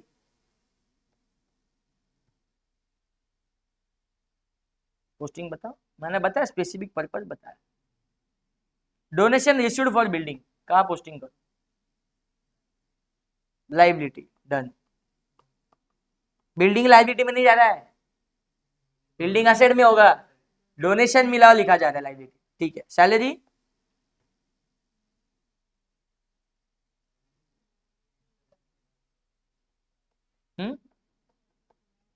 Liability में ही आएगा, क्योंकि स्पेसिफिक पर्पज जो बोले वो अपने बोली पे कायम रहो। If donation received for specific purpose, फिर वो पेमेंट ऑफ रेवेन्यू एक्सपेंडिचर हो या पेमेंट ऑफ कैपिटल एक्सपेंडिचर, छोटे मोटे खर्चे के लिए मिले या बड़े खर्चों के लिए मिले, ये जाना हमेशा अरे लाइबिलिटी में ही है। ठीक है। और कुछ छोटी मोटी पोस्टिंग जैसे कि एंट्रेंस फीस, बोलो कहा लिखोगे? इनकम, कभी लाइबिलिटी में भी लिखा था, याद कर, तब एडजस्टमेंट बोला था, कैपिटलाइज करो बोला था ऐसा। ठीक है, नहीं पूछता मैं कैपिटलाइज करना मतलब क्या होता है, क्योंकि पूछूंगा तुम बोलेंगे लाइबिलिटी में लिखना होता है। लाइफ मेंबरशिप फीस कहा जाए, कैसा लिख रहा है? लाइफ मेंबरशिप फीस कहा जाएगी? हाँ, इनकम, इनकम नहीं, कैपिटलाइज करने बोला तो नो डाउट कैपिटलाइज मतलब लाइबिलिटी नहीं होता, कैपिटल मतलब एड टू कैपिटल होता है। कैपिटल होता लाइबिलिटी साइड ही है, बट कैपिटलाइज बोला मतलब specific add to capital. Life membership fees बोला कैपिटलाइज तो एड टू कैपिटल फंड। अरे बोलना कैपिटलाइज करना है ऐसा नहीं बोला है तो भी एड टू कैपिटल फंड। मैं पूछने से पहले पूछ लिया, 12th स्टैंडर्ड में नहीं पूछा है, क्यों? बताऊंगा कारण, बताऊं, पूछा मेरे को अच्छा लगा। मैं आज में तुमको सिखा ही रहा है, ऐसा आदत ही डाल रहा है कि तुम क्यों क्यों क्यों मेरे को पूछते रहो, क्योंकि मेरे पास सारे कारण है, बट तुम पूछते नहीं, मेरे को मजा नहीं आता। फिर रेडीमेड बताने में क्या मजा है? तुम्हें डाउट आनी चाहिए। लाइफ मेंबरशिप इसके बाद बताता हूँ, डिस्कशन लेता हूँ, आगे बढ़ते हैं। लेगेसी सुना है? लेगेसी ये कहा जाएगा, अरे क्या लिखे, लेगेसी या लेगेसीज कहा जाएगा, जल्दी बोलो। इसका मीनिंग ही नहीं मालूम है, अभी कहा जाएगा कैसे बताए? हाँ, कोई मरने के बाद या कोई मर रहा है, मरते मरते चिट्ठी लिखे जा रहा है, मेरा सारा प्रॉपर्टी इसको दे देना। ठीक है, एग्री। लेगेसी का मीनिंग तो बराबर बता रहे हो कि अपने ट्रस्ट में कोई मेंबर था, या मेंबर था भी नहीं, लेकिन उसको अपने ट्रस्ट का काम मालूम है कि अपन सोशल वेलफेयर में अच्छा काम करते हैं, उसके पास करोड़ों की प्रॉपर्टी है बनाई हुई, बेटे नालायक है, तो जाते जाते नोट लिख के गया कि मेरे नालायक बेटे को कुछ नहीं मिलना चाहिए, सारा उस XYZ ट्रस्ट को दे दो, और XYZ ट्रस्ट अपन है, अपन खुश हो गए। जाने का अपन इंतजार ही कर रहे थे, और मिल गया अपने को लेगेसी के नाम पे बहुत सारा पैसा एड टू कैपिटल फंड। ये लाइबिलिटी में नहीं आएगा क्या? मैं पूछ रहा हूं, ये लाइबिलिटी में नहीं आएगा, ये कैपिटल फंड में ऐड होगा। डबल एल बोल के याद रखने का, लाइफ मेंबरशिप फीस और लेगेसीज, एल एल आया तो इसकी posting is add to capital fund, add to capital fund, it never add to liabilities. Liabilities में इसको सेपरेटली नहीं लिखना है, इसको कैपिटल फंड में ऐड करना है, ये मैं याद रखो बोलता है। बट क्यों? तो उसके पहले तुम्हें पहला कैपिटल और लाइबिलिटी का डिफरेंस समझना पड़ेगा। तो ये बनाई तेरी बैलेंस शीट, जो कुछ इनिशियल लेक्चर्स बैठे हैं उनको शायद कुछ बेनिफिट हो जाए, याद होगा तो। तुमने बैलेंस शीट के राइट साइड को असेट बोला है एंड लेफ्ट साइड को लाइबिलिटीज बोला है। मैं तुम्हें आज ये बताना चाहता हूं, आज का खास खुलासा, बैलेंस शीट के लेफ्ट साइड में जो तुमने हेडिंग लिखी थी वो हेडिंग ही गलत थी। Heading should be capital and liabilities. Balance sheet की लेफ्ट साइड को हेडिंग ही तुमने आज तक गलत डाली है, हेडिंग शुड बी क्या बोलो, कैपिटल एंड लाइबिलिटीज। बट दुनिया डाल दी लाइबिलिटी, अपन भी लिखे लाइबिलिटी। लेकिन थोड़ा हायर लेवल आओगे ना, ये शॉर्ट ट्रेडिंग एंड पार्टनरशिप का तो तुमने फाइनल अकाउंट पढ़ा है ना, सिर्फ इसके ऊपर कोई रेगुलेशन नहीं है, तो कुछ भी अपना मन का फॉर्मेट बनाते हैं, फाइनल अकाउंट बना देते हैं। बट एक जॉइंट स्टॉक कंपनी का बात करूं तो जॉइंट स्टॉक कंपनी ने अपना फाइनल अकाउंट क्या फॉर्मेट में लिखने का, ये फॉर्मेट भी कंपनी एक्ट ने दिया है, उसी फॉर्मेट में उनको सारे आइटम चाहिए। और उसकी लाइबिलिटी साइड को बोलते हैं इक्विटी एंड लाइबिलिटीज। क्या बोलते हैं? इक्विटी एंड लाइबिलिटीज, मतलब वही छुट्टा लाइबिलिटीज जो तुमने लिखते आ रहे हो, और इक्विटी मतलब एक कैपिटल को बोलते हैं। किसको बोलते हैं? कैपिटल को बोलते हैं। एलपीबी भी अपने लाइबिलिटी साइड को बोलता है, एलपीबी सुने, एलएलपी लिमिटेड लाइबिलिटी पार्टनरशिप, उसी में आया था, अपडेट है book, forms of business organisation में नहीं आया था, जान दो।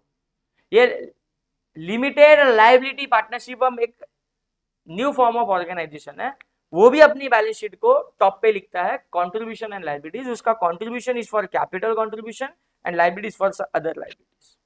तो अभी के लिए समझ लो, बोलो बैलेंस शीट के मैं लेफ्ट साइड को क्या बोला, सिर्फ लाइबिलिटी की कैपिटल एंड लाइबिलिटी। तो मैं तुम्हें ये बताना चाहता चिल्ला चिल्ला के कि capital is not are liability, capital छोड़ के बाकी सब कुछ क्या होता है? लाइबिलिटी होता है। ठीक है, अब कैपिटल लाइबिलिटी क्यों नहीं है? पहला, लाइबिलिटी का मीनिंग क्या बोलता है कि जो पैसा मैंने लिया है, उधारी मैंने लिया है, जो वापस करनी है, चुकानी है, उसे अपन लाइबिलिटी बोलते हैं। लाइबिलिटी का सिंपल टर्म बेसिकली कर्जा। बिजनेस चालू करने के लिए ओनर ने जो पैसा डाला उसको तुम कैपिटल बोलते हैं। ये कौन सा कर्जा है? एक बिजनेस के एंगल से जो ओनर ने लगा पैसा है वो थोड़ी ना बिजनेस के लिए उसका कर्जा है, लौटाने का कोई ऑब्लिगेशन नहीं है। ना ही ओनर चाहता है कि मेरे को लगा हुआ कैपिटल वापस मिले, वो चाहता है मेरा उल्टा लगा हुआ कैपिटल में और कैपिटल बढ़ाते जाएगा क्योंकि he wants to expand his business. उसको रिटर्न चाहिए उस कैपिटल के ऊपर। उसने कभी बिजनेस ये बोल के चालू नहीं किया कि मैं आज जितना पैसा लगाऊंगा मेरे को वापस मिलना चाहिए। शार्क टैंक देखते थे क्या? शार्क टैंक वाले शार्क्स जो इक्विटी के बदले में पैसा दे रहे हैं, 2% इक्विटी के लिए 2 करोड़ दे रहे हैं, 1% इक्विटी के लिए 1 करोड़ दे रहे हैं, वो फंडिंग कर रहे फॉर इक्विटी, मतलब वो चाहते कैपिटल स्टेक। उनका ये पर्पस बिल्कुल नहीं है कि हमारा 2 करोड़ रुपया, वो भले पूछते थे कि हमने 2 करोड़ आज दिया तो हमें 2 करोड़ रिटर्न कैसे करोगे। They are not asking actually for return, but 2 crore का return they are asking for business का रिटर्न, कि तू बिजनेस में कितना प्रॉफिट कर रहा है, 50% कर रहा है, 40% कर रहा है, 60% कर रहा है, वो बिजनेस रिटर्न में इंटरेस्टेड है। उनको 2 करोड़ आज दिया, चेक दिया, मतलब वो भूल गए 2 करोड़ रुपया, लेकिन उनको उसके ऊपर रिकरिंग इनकम मांगता है। They don't want their 2 crore rupees back, बस लेकिन 2 करोड़ के ऊपर उनको रिटर्न सालों साल कमाना है। उनको कंपनी को बड़ा बनाना है, अपनी बिजनेस आइडियाज बता के उनको कंपनी इतनी लेवल पे एक्सपांड कर देनी है कि आज जो इक्विटी 2 करोड़ में 2% इक्विटी लिया है, आज मार्केट और उस शेयर का इतना बढ़ जाए कि वही 2% इक्विटी का भाव 20 करोड़ बन जाए, and that is their game. MRF company का शेयर 20-25 साल पहले 100-200 रुपए का मिलता था, आज लाख रुपए पे ट्रेड होता है। एमआरएफ कंपनी का जो इक्विटी शोडक तभी बनाया ना, उसका ये पर्पज नहीं था कि मेरे को इसके ऊपर रोज का डिविडेंड मिले या मेरे को लगा पैसा वापस मिले। आज मुझे बता दो, जिसने 100 रुपए तभी लगा था, आज उसका एक शेयर का भाव लाख रुपए हो चुका है, वो चाहता है कि अपना 100 रुपए निकाल के ले। अरे लाख रुपया बन चुका है, वो अमाउंट देख के खुश है मनी मन कि वर्थ हो गया इन्वेस्टमेंट का, क्योंकि एक 100 रुपए का शेयर 1 लाख का हो चुका है। किसी ने तभी अगर करोड़ों के लिए रहेंगे तो उसको आज गिनने नहीं आता रहेगा पैसा, कितने जीरो आगे, करोड़पति बन गए लोग। लाखों रुपए डाल, हजारों भी डाले तो भी आज करोड़ों में खेल रहा है। मतलब उसका अगला 4 खानदान मेरे को लगता है खाली इंटरेस्ट इनकम पे जिएगा। समझ में आ रहा है? इंटरेस्ट इनकम पे जिएगा। अपन कमा के खर्चा करते हैं, उसने कमा के रखा इन्वेस्टमेंट के इंटरेस्ट इनकम के ऊपर, सभी खर्चे निकलेंगे। व्हाट आई एम सेइंग, जो पैसा रिफंड करना होता है, लौटाना होता है, वो लाइबिलिटी होती है। जो कभी लौटेगा ही नहीं उसे क्या, या सामने वाला दिए देने वाला कभी मांगेगा ही नहीं, उसे क्या बोलते हैं, कैपिटल। मैं इसके पास भी गया, इसके पास भी गया, दोनों से पैसा लिया, 10-10 लाख लिया, लेकिन ये बोलता है मेरे को तेरे बिजनेस में इंटरेस्ट है, पार्टनर बनना चाहता है, ओनर बनना चाहता है, वो शेयर होल्डरशिप चाहता है, तो मैं इसको क्या दूंगा, कैपिटल बोल के इसको ऐड करूंगा। ये बोलता है मेरा दिया हुआ पैसा कब देगा, 4 साल के अंदर मेरे को वापस चाहिए, तो ये अपने आप को बना ही क्या रहा है, डेट बना रहा है, लाइबिलिटी बना रहा है, तो मैं इसको पैसा लौटाऊंगा, तो ये मेरे सर पे क्या है, लाइबिलिटी है। लेकिन जो पैसा वापस नहीं चाहता है, जो कंपनी में इंटरेस्ट चाहता है, वो मेरा क्या बन जाएगा, कैपिटल बन जाएगा। अब बात करते हैं इन दोनों की। लेगेसी के नाम पे मेरे को बोलो, जो इंसान मर रहा है या मर चुका है, बेटे नालायक है, इसके लिए अपनी प्रॉपर्टी किसी ट्रस्ट को देके गए, ट्रस्ट को दे दिया, आज ट्रस्ट को मिल गया, कैपिटल रिसीट है। इसको कैपिटल में लिखेंगे कि लाइबिलिटी में लिखेंगे, लाइबिलिटी में तब लिखेंगे ना जब वो वापस करना है, फिर से जिंदा होएगा, पुनर्जन्म 20 साल बाद, मेरा पैसा मैंने दिया था वापस करो, नहीं ना, it will not be never and ever liability. ये लौटाना नहीं किसी को पैसा, मर गए खुशी बनाओ, इधर अपने को पैसा मिला जो कभी किसी को देना ही नहीं है, मतलब it forms your capital, it forms your capital. Same membership fees के नाम पे अगर लाइफ टाइम के लिए वन टाइम मेंबरशिप फीस ली जा रही है, तो ये नॉन रिफंडेबल है। तुम मेंबर लोग से पैसा लिया है, मेंबर लोग जो देते हैं, ओनर लोग जो लगाते हैं, उसको क्या बोलते हो तुम, कैपिटल बोलते हो ना। सो मेंबर लोग ने दिया हुआ पैसा, वन टाइम दिया हुआ पैसा, जो आगे उनको कभी लौटाना नहीं है, बोलो ये भी हमारा क्या बन जाएगा, कैपिटल का पार्ट। तो सब्सक्रिप्शन का क्यों ऐसा कर रहे हो, अरे सब्सक्रिप्शन ऐसा इनकम है जो तुम बार बार दोगे, हर साल दोगे, एनुअल रिन्यूअल होगा। पहले तो ये बैलेंस शीट का आइटम ही नहीं है ना, जो बार बार मिलेगा उसके, इसको कहा लिखोगे, इनकम में लिखोगे ना। जो कैपिटल लाइबिलिटी में आता है, उसके लिए तुम्हें कंफ्यूजन होना चाहिए कि कैपिटल में क्या आएगा और लाइबिलिटी में क्या आएगा। Are you clear? Entrance fees भी नॉर्मली सोच बोलूं तो हर साल मिलते रहता है, इनकम बना दो, क्या बना दो, इनकम। बट बोला कैपिटलाइज करने के लिए, तो ही कैपिटलाइज करो, मतलब कैपिटल फंड में ऐड करो, मतलब ऐसे मेंबर ने एंट्रेंस फीस दी है जो उसको कभी रिफंड करनी नहीं है, नॉन रिफंडेबल है। Are you clear? मैं बोलूं मोस्टली कैसा एडजस्ट, मतलब 50% कैपिटलाइज करो, 50% रखो, क्योंकि क्या होता है मालूम है, अगर एक ट्रस्ट में मैं मेंबर बनना चाहता हूँ, 5,000 रुपए की मेंबरशिप फीस भर के मैंने एंट्री लिया, उस मेंबरशिप ले ली, और वो मुझे बताते हैं जब तू मेंबरशिप छोड़ोगे तो हम 50% वापस करेंगे। कितना वापस करेंगे? 50%। अब जरा स्टेटमेंट समझो उनकी क्या है, 5,000 उनको फीस मिली, एक बार ही मिली मेरे से, उसमें से 50% मेरे को लौटाएंगे, वो 50% नहीं लौटाएंगे। बोलो जल्दी, जो 50% कभी वो लोग लौटाएंगे नहीं, मेरे को लेते समय बता रहे हैं, मतलब वो उस 50% अमाउंट को क्या करेंगे? कैपिटलाइज। क्या करेंगे? कैपिटलाइज। सो नेचर मैटर करता है, क्या पोस्टिंग है, क्या वर्ड लिखा हो, नहीं, उसकी मीनिंग समझ लो। अगर कोई ऐसा पैसा तुम्हें मिलता है जो लॉन्ग टर्म के लिए मिला हुआ है और जो कभी रिफंडेबल ही नहीं है, उसको कहाँ डालोगे? और कोई पैसा ऐसा मिलता है जो लॉन्ग टर्म के लिए लेकिन रिफंडेबल बनता है, लाइबिलिटी में। कोई पैसा है जो ऐसा मिला है जो लॉन्ग टर्म का नहीं, शॉर्ट टर्म का है, इनकम में डाल। छिपा पक्का। ठीक है, एक और आइटम बूस्टिंग का खास लेना चाहता हूं, गवर्नमेंट ग्रांट। सुना है? सुना है? कहा जाएगा? अच्छा, रिसीव्ड होता है कि पेड करते हो? रिसीव्ड होता है।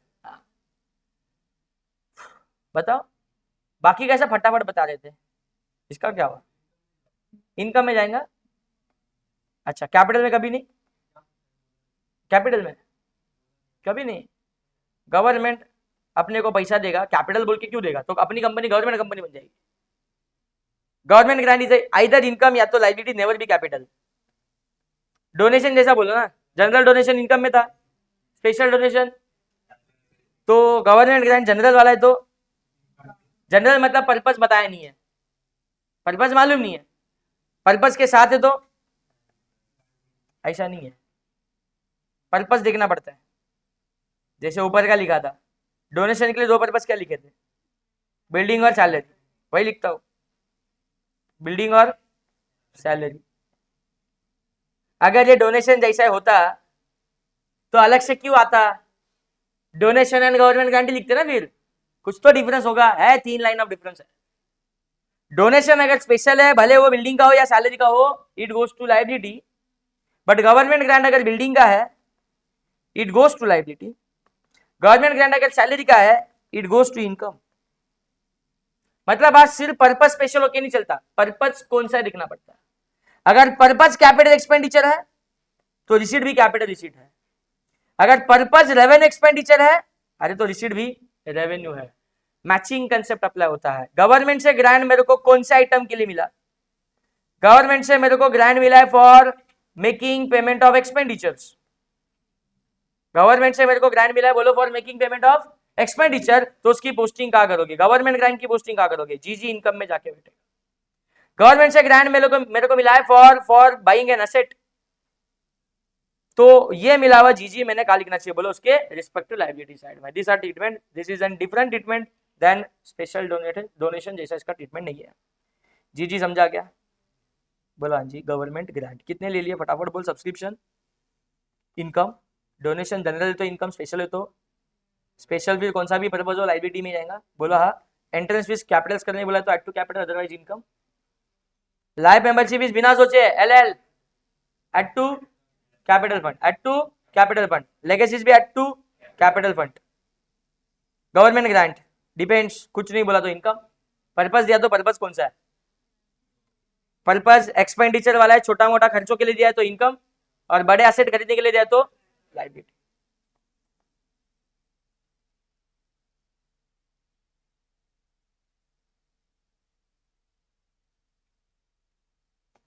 बिल्डिंग फंड सुना है, posting, library site, done, matching concept. हमने एक फंड केप्ट असाइड किया है for the purpose of construction और परचेस ऑफ बिल्डिंग, चल रहा है ना।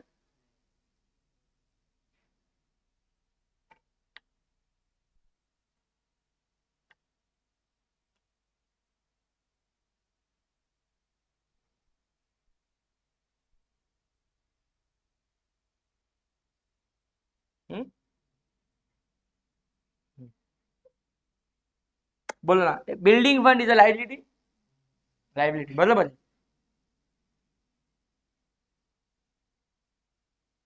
अमाउंट दे रहा हूं 10 लाख, लायबिलिटी। बिल्डिंग फंड जमा करिए, इधर एक स्कूल है जो लोग यहाँ से इनको मालूम है, स्वामी श्यामानंद हाई स्कूल, मेरी 8, 9, 10 स्टैंडर्ड की स्कूल, 7 तक में बीएमसी। उनका 8वीं से मैं देख रहा हूँ फीस के अंदर इमारत निधि लेते हैं 4,500-5,000 के नाम, that is building fund English में, तभी इंग्लिश नहीं आता था, बाई पण मराठीत बोलायची, कदम मैडम गाँव वाली। इमारत निधि 4,500 का इमारत निधि ले रहे हैं, कब से ले रहे हैं, स्कूल को 40-50 साल हो गए। वो एक ट्रस्ट के अंडर चलती है स्कूल, स्वामी श्यामानंद ट्रस्ट के अंदर चलती है हाई स्कूल, और वो ट्रस्ट बिल्डिंग फंड के नाम पे हर एक एडमिशन लेने वाले बच्चे से, हर एक स्टैंडर्ड के बच्चे से हर साल बिल्डिंग फंड ले रहे हैं। अभी तक अपनी बिल्डिंग नहीं बना पाए, कितना 50 सालों से पैसा जमा हो रहेगा, जरा सोचो, बिल्डिंग ही नहीं है, तो फिर कहाँ है क्लासरूम, कहाँ पे? वो एक 3 नंबर स्कूल है बीएमसी स्कूल, उसका एक फ्लोर भाड़े पे लिए, हाँ, और भाड़े पे देने वाला कौन है, बीएमसी स्कूल की प्रिंसिपल। उसको मालूम है बीएमसी को क्या पता चलेगा, प्रिंसिपल को पगार थोड़ा कम है, वो समय पे आता नहीं है, इससे अच्छा भाड़ा खाओ, मिल बांट के खाओ, जान देना अदर सोर्स ऑफ इनकम। बच्चे नहीं है ना 3 नंबर स्कूल में, स्कूल बहुत बड़ी है, बिल्डिंग बहुत बड़ी, 3 नंबर स्कूल, बच्चे आतरंगी। तो पीछे वाले बोलता है इतना क्लासरूम की जरूरत है, तुम वापस 2 फ्लोर यूज कर ले, उसका रेंट दे रहे। बिल्डिंग अपनी खुद की नहीं बनाया, बट बिल्डिंग फंड के नाम पे बहुत सालों से पैसा जमा किया, मैं वही अमाउंट तुमको दे रहा हूं 10 लाख रुपया, तेरे मेरे से सबके फीस में से लिया हुआ पैसा अभी तक उनके पास कितना जमा हो चुका है, 10 लाख। ये 10 लाख जो मिला है उसका उनका इनकम क्यों नहीं है, क्योंकि इन्होंने इमारत निधि बोल के लिया है ना, तो इमारत तो इनको बनानी ही पड़ेगी। अगर किसी पर्पस से लोगों से पैसा मांगते हो तो उसी पर्पस पे खर्चा होना चाहिए। कोई ट्रस्ट अगर बिल्डिंग फंड के नाम से पैसा जमा करे तो देने वाले तेरे को बिल्डिंग बनाएगा, तो इसके लिए तेरे को दिया है, सो बिल्डिंग ही बनाने का। 10 लाख रुपया तो इनकम नहीं बना सकता, ये उनके ऊपर एक ऑब्लिगेशन है। मैं वाई लायबिलिटी बताने की कोशिश कर रहा हूं, पैसा मिला है तो ये लौटाने का है मेरे को, मतलब मैं 3 साल 4,500 रुपए भरा तो मेरे को वापस करेंगे क्या, मैं मांगने जाएगा क्या? हमने अभी ऊपर मैंने डिस्कशन किया, मैं मांगने जाएगा तो लायबिलिटी ना, लौटाना है तो लायबिलिटी, कभी नहीं लौटाना है तो कैपिटल, नहीं मेरे को वापस करेंगे वो, तो वो लायबिलिटी क्यों बोल रहे हैं, मेरे को नहीं वापस करेंगे लेकिन बिल्डिंग बनाने के लिए खर्चा करेंगे। बोलो दैट्स व्हाई उनके सर पे एक ऑब्लिगेशन ठहरा है, वो है liability. Building fund is a liability. 10 lakh रुपया जमा है, हाँ 10 लाख रुपया जमा है, चलो आज फाइनली उन्होंने बिल्डिंग फंड बनाने के लिए लिया, बिल्डिंग बनाने लिया, बिल्डिंग बनाने का बजट निकाला और वो बजट समझो आया 9 लाख रुपया। अब 9 लाख रुपए का लोन लेने जाएंगे बैंक में कि चालू साल के बच्चों को बोलेंगे तुम्हारा फीस थोड़ा बढ़ गया है, 10,000 से फीस 1 लाख हो चुका है, 9 लाख जमा कैसे होगा फिर? ऐसा करेंगे तो ये अभी तक के लोगों का पैसा क्या किया? बराबर है ना? मुझे बता दो, अगर बिल्डिंग का बजट निकाला बनाने का 9 लाख रुपया, तो ये 10 लाख रुपया यूज होना चाहिए। सो मैं पोस्टिंग बता रहा हूं, इफ अगर आज पेमेंट साइड में दिखाई दे रहा है कंस्ट्रक्शन ऑफ बिल्डिंग, क्या दिखा दे रहा है? Construction of building payment side में। रिसीट साइड में क्या दिखा तुमको? Building fund. रिसीट साइड में क्या दिख रहा है तुमको? बिल्डिंग फंड, जिसकी पोस्टिंग कहां बोली तुमने? बैलेंस शीट के लायबिलिटी साइड। और पेमेंट साइड तुमको दिख रहा है कंस्ट्रक्शन ऑफ बिल्डिंग या बिल्डिंग परचेज, उसकी अमाउंट कुछ दिख रही है XYZ। 9 लाख रुपए का बजट है, बट एक साथ थोड़ी ना दूंगा, पहले 5 लाख दे दिया, थोड़ा थोड़ा पैसा करके तुमने देना शुरू किया। इस साल तूने 5 लाख दिया, मुझे बता दो ये 5 लाख कहाँ लिखना चाहिए मैंने? एक्सपेंडिचर में, एसेट में, कहा? बिल्डिंग के ऊपर 5 लाख का खर्चा हुआ, कहाँ लिखना चाहिए? मैं पूछ रहा हूँ। एक्सपेंडिचर पहले क्या मेरे को बताओ? रेवेन्यू नहीं है, बिल्डिंग पे खर्चा हुआ है, बिल्डिंग बनी, 2 माले बन गए 5 लाख देके, किस जमाने में बना था मालूम नहीं, 2 माले बन गए 5 लाख रुपए देके, जल्दी बोलो एसेट में लिखो इसको। नहीं, it will be less from building fund. ये 5 लाख रुपए का तुमने कॉस्ट देके एसेट नहीं खरीदा, ये तुम्हारी बिल्डिंग फंड कम हो चुकी। सो अगर building fund is on liability side but construction of building, बोलो ये 5 लाख रुपए का खर्चा कहां से लेस होगा? बिल्डिंग फंड में से लेस होगा। फिर कभी और 4 लाख खर्चा किया, वो भी बिल्डिंग फंड से लेस होगा। फिर कॉन्ट्रैक्टर बोल रहा है नहीं मैं 9 लाख का बजट दिया था, क्या 3 लाख और 3 लाख मटेरियल महंगा हो गया, तुमने फटाफट पैसा देना चाहिए था, मैं फटाफट बिल्डिंग बना के देता, 2 साल हो गए मटेरियल महंगा हो गया, बोलता और 3 लाख लगेगा, चल ठीक है ना, और 1 लाख रुपया बिल्डिंग फंड में से जाएगा ना, बिल्डिंग फंड में 10 लाख था, और 1 लाख रुपया बिल्डिंग फंड से जा सकता है। लेकिन सुनना, 10 लाख क्या ऐसे रखा गया, इतने साल का पैसा इन्वेस्ट क्या होगा? कहीं तो बिल्डिंग फंड का पैसा आइडल कैश जमा रखा है कि इन्वेस्ट होगा? इन्वेस्ट होगा तो उसके ऊपर क्या मिलता रहेगा? इंटरेस्ट। 20 साल से उसके ऊपर इंटरेस्ट चढ़ चुका, समझो 1 लाख रुपए का। So interest issued on building fund, interest issued on building fund. Income में लिखूं, मैं पूछ रहा हूं, इंटरेस्ट क्रेडिट साइड का आइटम है, एसेट कैसे बोल सकता है तू? 10 लाख रुपया मैंने पैसा लगाया है, building fund investment is asset. 10 lakh तुमसे लिया, मैं सामान्य 10 लाख तुमसे लिया तो बिल्डिंग बना के देना है, मेरा ऑब्लिगेशन। 10 लाख लेना is a liability, but 10 lakh जाके इन्वेस्ट किया, वो इन्वेस्टमेंट इज एसेट। उस इन्वेस्टमेंट पे मैं इंटरेस्ट कमाया लाख रुपए का, बोलो इस इंटरेस्ट को क्या करूं? Add to building fund. इसको इनकम नहीं बना सकते तुम। बिल्डिंग फंड से आया हुआ पैसा बिल्डिंग फंड में ऐड होगा, मतलब बिल्डिंग फंड में तुम्हारे पास 10 लाख जमा किया था और 1 लाख रुपया इंटरेस्ट से आया था, मतलब तुम्हारे बिल्डिंग फंड में एक्चुअली कितना पैसा जमा है? 11 लाख इंक्लूडिंग इंटरेस्ट। उसमें से अभी 5 लाख चला गया, उसमें से 4 लाख चला गया, मतलब अभी भी कितना बैलेंस पड़ा है? 2 लाख। इस 2 लाख में से अभी वो मांग कितना है? 3 लाख। तो फिलहाल 2 लाख है, वो तो खत्म करो। सो जो और 3 लाख मांगा उसमें से 2 लाख भी बिल्डिंग फंड में से लेस होगा, लेकिन और एक्स्ट्रा का 1 लाख लग रहा है, उसका क्या? एक्सपेंडिचर। तो 4 पोस्टिंग बोल दिया। खाली बिल्डिंग फंड, खाली बिल्डिंग फंड बोल लायबिलिटी। बिल्डिंग फंड के पैसे को इन्वेस्ट किया तो बिल्डिंग फंड इन्वेस्टमेंट नाम बन गया, कहा जाएगा? Asset.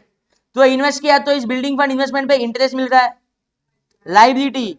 Add to building fund, liability side बोलो, छुट्टा नहीं लिखने का, बिल्डिंग फंड में क्या करने का? ऐड। और बिल्डिंग फंड का जो पैसा था बिल्डिंग पे खर्चा करने के लिए कम हो गया, मतलब खर्चा करना शुरू किया। Construction of building, construction of building का पोस्टिंग बोलो पहला, लेस फ्रॉम बिल्डिंग फंड। क्या होगा ये? Less from building fund, but खर्चा थोड़ा ज्यादा हो गया, एक्सेस खर्चा जो लग रहा है that transfer to expenditure account. Done. इसी के साथ साथ मैं फाइनल अकाउंट वाले एक पोस्टिंग तुमको कवर कराना चाहता हूं, प्रोविडेंट फंड। सुना है पीएफ? सिर्फ provident fund is a liability, same building की जगह पे provident fund is a, provident fund के पैसे को इन्वेस्ट किया, एसेट। प्रोविडेंट फंड के इन्वेस्टमेंट पे इंटरेस्ट कमाया, add to provident fund, add to building fund. Done. Provident fund का खर्चा नहीं होता है, बट बस इतना ही, 3 ही पोस्टिंग थी, 4 ही पोस्टिंग थी।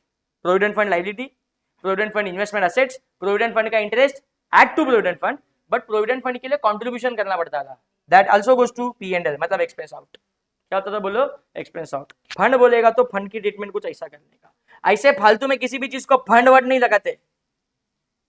प्रोविजन अलग है, फंड अलग है, लाइबिलिटी चीज अलग है, ट्राई टू अंडरस्टैंड। डोनेशन भी अलग है। जपा बिल्डिंग फंड को वो स्पेशल डोनेशन मत समझना, कोई मेरे को बिल्डिंग बनाने के लिए पैसा दे रहा है, ये बना बिल्डिंग, स्पेशल डोनेशन नहीं। वो बिल्डिंग फंड बोला है तो फंड की ट्रीटमेंट कुछ इस तरीके से होती है। कोई डोनेशन देके जा सकता है कि ये लो डोनेशन फॉर बिल्डिंग, तो वो मेरा स्पेशल डोनेशन बोल के लाइबिलिटी में आएगा। ठीक है, बस हो गया, बहुत बोल दी पोस्टिंग। थोड़ा सा क्वेश्चन पे जाते हैं, टाइम बहुत है, निकालो तो जरा।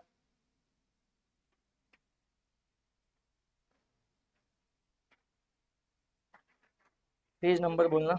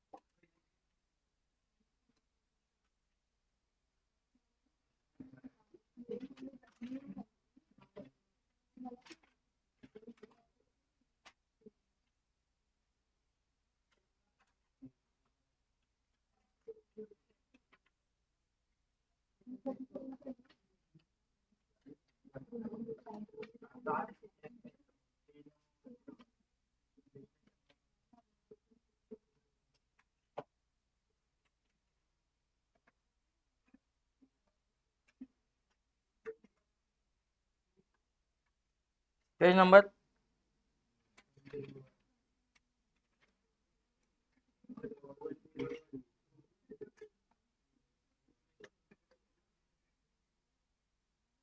क्या हुआ है? 1 नहीं है।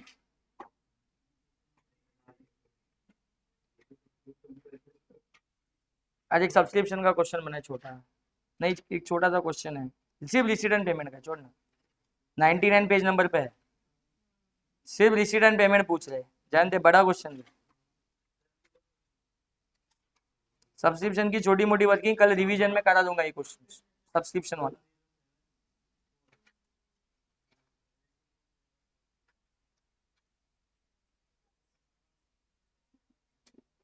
इसमें भी गाली इनकम एंड एक्सपेंडिचर।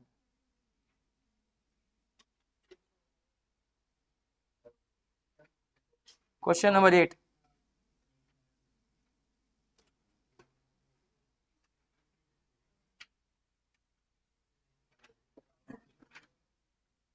आया क्या?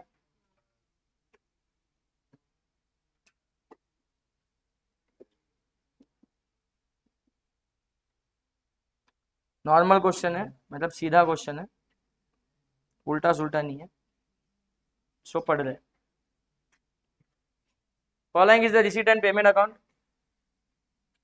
of X club for their ended March 30।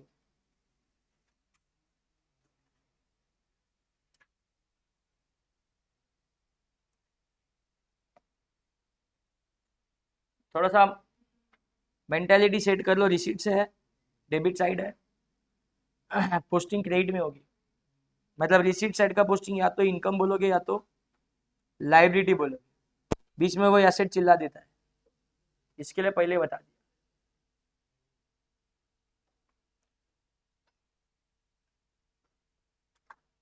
Payment side वाली पोस्टिंग आइदर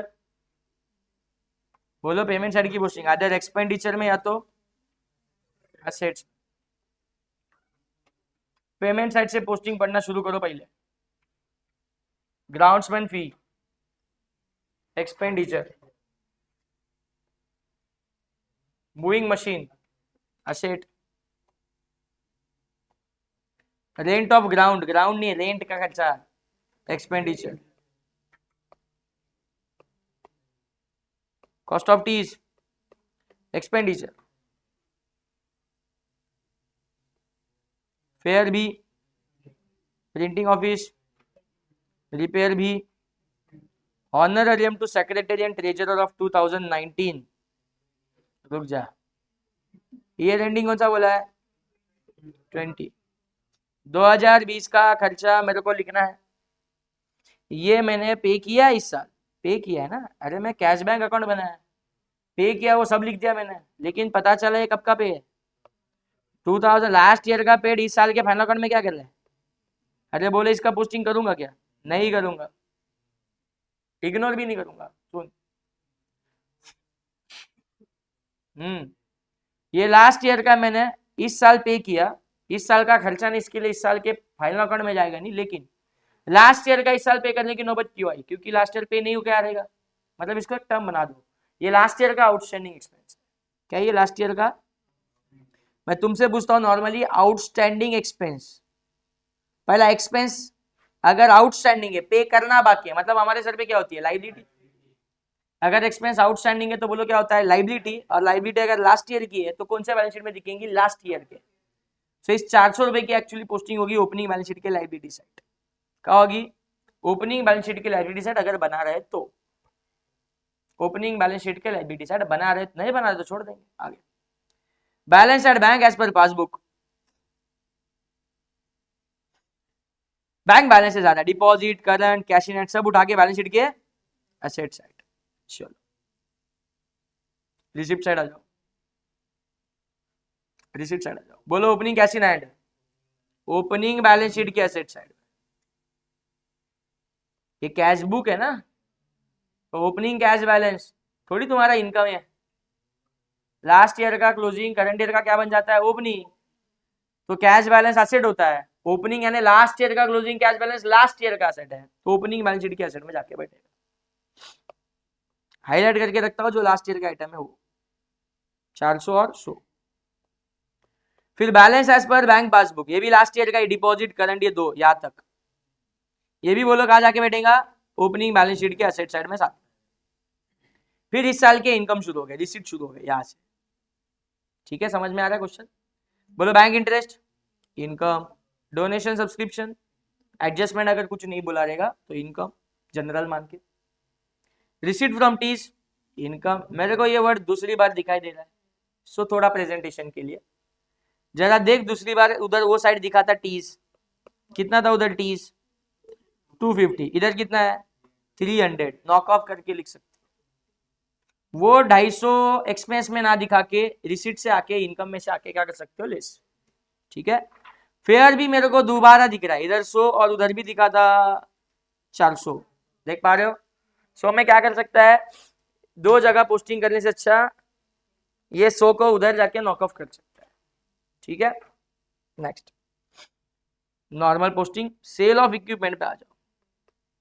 बोलो सेल ऑफ इक्विपमेंट इनकम, गलत। सेल ऑफ इक्विपमेंट कब से इनकम बनना शुरू हो? क्या मजे ले रहे हो? सेल ऑफ इक्विपमेंट तो sale of asset, sale of asset income होता है क्या? मुझे एक बात बताओ, ये कैश बुक के डेबिट में लिखा है,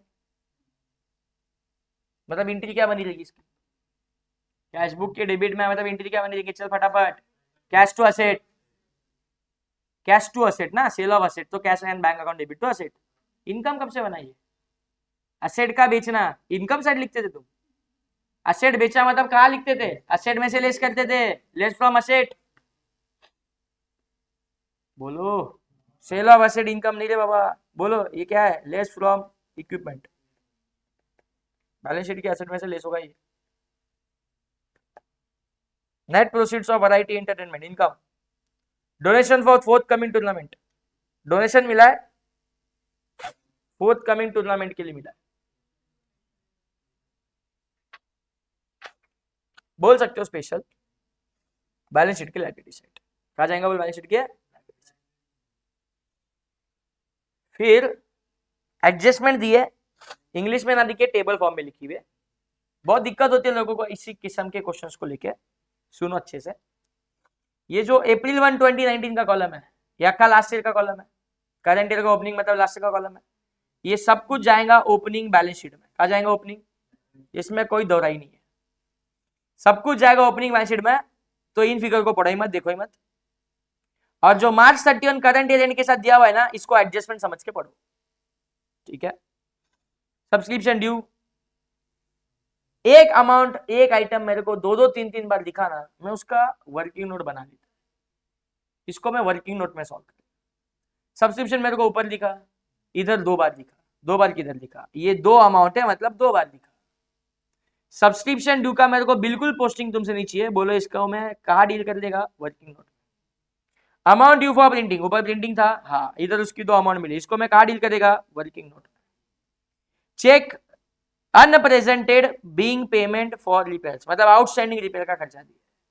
अगेन इसका भी 2 अमाउंट दो, ऊपर भी एक रिपेयर अमाउंट थी, बोलो इसको मैं कहाँ दिखेगा, वर्किंग नोट में। Estimated value of machinery and equipments, estimated value of machinery and equipments, मुझे ऊपर एक सेल ऑफ इक्विपमेंट दिखा था, बोलो जल्दी, और इधर नीचे मशीनरी इक्विपमेंट की फिर से 2 वैल्यू दिख रही है, इसका भी मैंने क्या बनाना है, वर्किंग नोट। जितनी ज्यादा वर्किंग नोट बनाओगे उतने ज्यादा चांसेस बढ़ जाते हैं क्वेश्चन जल्दी भी सॉल्व होने के और सॉल्व होने के। So maximum focus on working note, क्योंकि वर्किंग नोट का क्या जादू तुमको थोड़ा टाइम में पता चलेगा। Interest not yet entered in the passbook, हाँ this is an first time item जो मुझे मिला है, इसका वर्किंग की जरूरत नहीं है। 20 रुपए की अमाउंट के साथ एडजस्टमेंट है, बार बार पढ़ोगे तो पता चलेगा। एक इंटरेस्ट है जो not yet entered in the passbook, मतलब अभी तक मिला नहीं है। इंटरेस्ट है मेरा, इनकम है जो अभी तक मेरे को मिला नहीं। आउटस्टैंडिंग इनकम क्या करोगे, डायरेक्टली फाइनल अकाउंट के एडजस्टमेंट के फिर तुम जानते हो, आउटस्टैंडिंग ऐड करके बैलेंस शीट के एसेट साइड में जाओ जल्दी। ऊपर रिसीट साइड में कोई बैंक इंटरेस्ट दिखता है क्या, उस पर एक डॉट लगा देता मैं। ऐसा बाकी लोगों को भी डॉट लगा के क्यों नहीं किया, अरे एक ही अमाउंट दिखी ना इसकी, एक पोस्टिंग की अमाउंट, एक एडजस्टमेंट की अमाउंट, 2 अमाउंट है तो डायरेक्ट सॉल्व करूंगा। 3 और 3 से ज्यादा अमाउंट दिख जाती है तो उसका बोलो जल्दी क्या करने का, वर्किंग नोट खोलने का। Bonus to groundsman outstanding, groundsman एक एक्सपेंडिचर है अपना, एम्प्लॉय अपना, उसको बोनस देना बाकी है, आउटस्टैंडिंग है तो दे देंगे डायरेक्टली, आउटस्टैंडिंग एक्सपेंस के 2 इफेक्ट डायरेक्ट देंगे। जाओ ना उसके सैलरी को डॉट कर दो, ग्राउंड्समैन फी दिखा उसको डॉट लगा दो, ये बोनस उसी में ऐड करके इसके 2 इफेक्ट दे देंगे। बोला आउटस्टैंडिंग एडजस्टमेंट के 2 effect, final account, final account outstanding के 2 इफेक्ट, एक्सपेंस में ऐड एंड बैलेंस शीट के लायबिलिटी साइड, इनकम आउटस्टैंडिंग के 2 इफेक्ट, इनकम में ऐड और बैलेंस शीट के एसेट साइड। चलो ठीक है, फॉर द खत्म नहीं हुआ अभी भी। For the ended March 31 the honorarium to secretary and treasurer are to be increase by a total of 200। Honorarium to secretary and treasurer इस साल का बोलता है 200 रुपए से बढ़ाने का है। इसको अब भी सॉल्व कर देते जगह पे, कोई वर्किंग की जरूरत नहीं। मुझे बता दो ये आइटम मुझे ऊपर कहीं तो दिखा है 2019 का 400 रुपया, ये पिछले साल का 400 रुपया देना बाकी था, बराबर, पिछले साल का पूरे साल का 400 देना बाकी था। तो इसको मैंने इस साल एक्सपेंडिचर में लिखा क्या, पोस्टिंग से बोलो मेरे साथ बात करो, नहीं लिखा। उसको कहाँ पे कहा, ओपनिंग बैलेंस शीट के liability side, done. Last year का इससे मेरे को हॉनरेरियम का अमाउंट तो पता चला कि 400 रुपया था लास्ट ईयर का, लास्ट ईयर हॉनरेरियम दिया है, इस साल भी दिया होगा, हाँ इस साल भी देना है। कितना देना है, बोलता है 200 रुपया बढ़ा के देना है। इंग्लिश पढ़ो, इंक्रीज बाई 200। लास्ट ईयर कितना दिया था, देना कितना बाकी था, देना था या देना बाकी था, दिया कितना था, 400 था। इस साल 200 से बढ़ाना है, मतलब कितना करना है, 600 करना है। अरे 600 तूने पेड किया होता तो तेरे को इधर पेमेंट सेट दिखता नहीं क्या, दिखता ना, नहीं दिख रहा है मतलब पेड हुआ है क्या, पूरा 600 पेड करने का बाकी।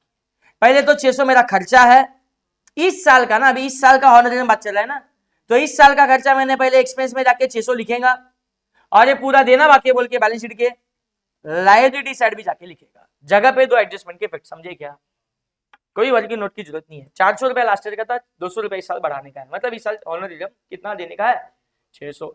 600 में से अगर 200 दिया होता तो पेमेंट साइड दिखता, तो बाकी कितना होता, तो 400 के 2 इफेक्ट देता। 600 का 600 मेरे को अगर पेमेंट साइड दिखता तो कुछ बाकी नहीं है। 600 में से 500 दिखता पेमेंट साइड, मतलब 100 रुपया बाकी है तो 100 रुपए के 2 इफेक्ट देते। अब 600 रुपया मेरे को 1 रुपया नहीं दिख रहा इधर, तो बोला 400 दिख रहा है ना, अरे वो लास्ट ईयर का है। करंट ईयर के 600 में से कितना रुपया दिया, कुछ नहीं दिया, पूरा 600 एक्सपेंस है और पूरा देना बाकी है। बोलो नहीं दिया तो भी ऐसा एक्सपेंडिचर में लिखने का क्या, हाँ एक्रूअल कंसेप्ट कब से क्या समझा रहा हूं। खर्चा नहीं भी दिया तो भी तुम्हारा खर्चा इस साल का है तो रिकॉर्ड करो, और देना बाकी बोल के बैलेंस शीट के खाली को लायबिलिटी। अच्छा कौन से बैलेंस शीट में, करंट ईयर का है तो क्लोजिंग बैलेंस शीट के लायबिलिटी, कौन से, क्लोजिंग बैलेंस शीट के लायबिलिटी। जितनी मैंने मार्किंग की है उतनी तुमने अपने क्वेश्चन बुकलेट पे करके ली है क्या, बोलो जल्दी, क्योंकि अभी मैं इधर वापस नहीं आना चाहता। मैं पूछेगा मेरे को वैसा पूरा याद है कहाँ मैंने क्या किया है, वो डेटा तुमने मेरे को देना है। तुम हाईलाइट नहीं कर सकते मेरे को मालूम है, लेकिन तुम डार्क करके रख सकते हो। मेरे ब्लू वाले आइटम जहां जहां मेरे हाईलाइट किए हुए वो तुम्हें मुझे अलग से बताने हैं। मतलब मैं पूछेगा हाईलाइट किए हुए आइटम बता, तो तू ये 100 रुपया बताएगा, स्क्रीन पे दिख रहा है 100 रुपया, कौन सा बोलो, ओपनिंग कैश का 100 रुपया बताएगा, इधर का 400 बताएगा, और ये अच्छे 4 फिगर बताएगा। या ये 4 फिगर मत बताना, क्योंकि ये चारों फिगर देखो कहाँ कवर हो रही है, वर्किंग नोट्स। कहाँ कवर हो रही है, वर्किंग नोट्स। थोड़ा अपना एनपीओ का सॉल्विंग टेक्निक तुमने 12th स्टैंडर्ड में रिस्पेक्ट टू जहां पे भी पढ़ा है उससे अलग है, बट मैं एनपीओ के क्वेश्चंस में टाइप नहीं बना रहा कि there are 3 types of NPO के question, there are 2 types of question, बिल्कुल नहीं, सब बर्बाद है। There is only 1 type of question and how to deal with that, then दो steps to solve the question. जिंदगी में कोई भी एनपीओ का क्वेश्चन आएगा, ये जो चीजें लिख रहा हूं उसको दिमाग में अच्छे से फिक्स कर लो, काम हो जाएगा। थ्योरी पढ़ने से, एक्सप्लेन करने से, एडजस्टमेंट के इफेक्ट मालूम होने से तुम्हें यह पता है कि क्वेश्चन टुकड़ों टुकड़ों में तुम्हें मालूम है किस एडजस्टमेंट के क्या इफेक्ट है, बट उसको अरेंज करना आना चाहिए पूरे फाइनल अकाउंट के सॉल्यूशन। एंड लोगों को अरेंजमेंट में दिक्कत है, मैं समझ चुका है कि हाउ टू स्टार्ट, कहा क्या लिखना शुरू करूं, पहले क्या सॉल्व करूं, बाद में क्या सॉल्व करूं, इसमें थोड़ी मुसीबत आती है। 5 मिनट तो शुरुआती कहां से करूं उसके लिए रुके होते हैं। सो बिना सोचे मैं बोलता है step number 1, start from the working notes, prepare all necessary workings. मैंने 4 वर्किंग बनाने का सोचा है, 1 2 नहीं, पूरी 4 सारी वर्किंग पहले खोल देंगे, ठीक है। आगे ट्रांसफर सच वर्किंग नोट्स, बनाई हुई वर्किंग नोट्स को ट्रांसफर भी कर दूंगा, बाद में भेज दूंगा पीडीएफ, पूरा फोकस ऑन अंडरस्टैंडिंग। बोलो सबसे पहले क्या बनाएंगे, जितनी सोची उतनी सारी वर्किंग, और बाद में वर्किंग को क्या कर लेंगे, ट्रांसफर। कहाँ ट्रांसफर करना है, कैसे करना है, क्वेश्चन करने वाला है सॉल्व। उसके बाद start preparing opening balance sheet. क्या बनाने के लिए शुरू करना, opening balance sheet. Opening balance sheet बना दिया, अभी क्या करो, उसको भी ट्रांसफर करो सच ओपनिंग बैलेंस शीट को। ये 4 काम हो गए, मतलब समझ लो लगभग एनपीओ का क्वेश्चन हो गया। लोग यही 4 काम पहले नहीं करते, फिर धोखा खाते। बिरयानी बनाने के लिए क्या क्या लगता है तुम्हें मालूम है, इंग्रेडिएंट्स। पहला क्या डालने का, बाद में क्या डालने का, बिरयानी पुलाव बन जाएगा। तो वो मैटर करता है, ऑर्डर मैटर करती है। वर्किंग नोट पहले, working note transfer, balance sheet बनाओ, बैलेंस शीट ट्रांसफर, इतना करके बैठोगे ना, ऑलमोस्ट क्वेश्चन सॉल्व हो चुका है। बस फाइनल अकाउंट वाला काम बाकी है, छोटा मोटा, जैसे कि start from payment side. Question में अभी रिसीट एंड पेमेंट को देखूंगा और पेमेंट साइड की पोस्टिंग करना शुरू करूंगा, जो आइदर एक्सपेंडिचर में जाएगी या तो असेट में। एज यू नो पोस्टिंग हमने लिख के रखी। 90% स्टूडेंट मेरे को मालूम है जब एक फाइनल अकाउंट का क्वेश्चन सॉल्व करने लेते हैं तो पहला पोस्टिंग स्टार्ट करते हैं कि चल जो आता है वो कर लेता हूं, और वही गड़बड़ हो जाती है। 5वां स्टेप है ये, एक्सपेंस और असेट्स की पोस्टिंग करना। देन रिसीट साइड की पोस्टिंग कर लो, जो आइदर इनकम में जाएंगी या तो लायबिलिटी में जाएंगी। कोई बोलेगा मैं 6ठा स्टेप पहले करूं और 5वां स्टेप तेरी बाद में करूं, तो नहीं चलेगा। पहले पेमेंट साइड की पोस्टिंग ही, बाद में रिसीट साइड की पोस्टिंग ही, नहीं तो एक क्वेश्चन में फंस जाओगे। सो एक भी क्वेश्चन में ना फंसो, ऐसी स्टेप्स बोलो जल्दी। एग्जाम ही क्वेश्चन में वैसा ही क्वेश्चन आ गया तो पहले पेमेंट साइड शुरू करने में और बाद में रिसीट साइड शुरू करने के पीछे भी एक लॉजिक है, जो दूंगा फर्स्ट डे पे दूंगा, पागल हो जाएंगे। पहले तुमको थोड़ा आने तो दो, फिर समझाता हूँ। पूछना जरूर मेरे को, अगर मैं नहीं भी बताया तो भी याद से। पेमेंट साइड के बाद रिसीट साइड की पोस्टिंग कर दी, पेमेंट रिसीट खत्म हो गया। फिर मैं बोलता है थर्ड स्टेप में, थर्ड स्टेप मतलब 7th स्टेप में, लेकिन थर्ड फेज में एडजस्टमेंट सॉल्व करो।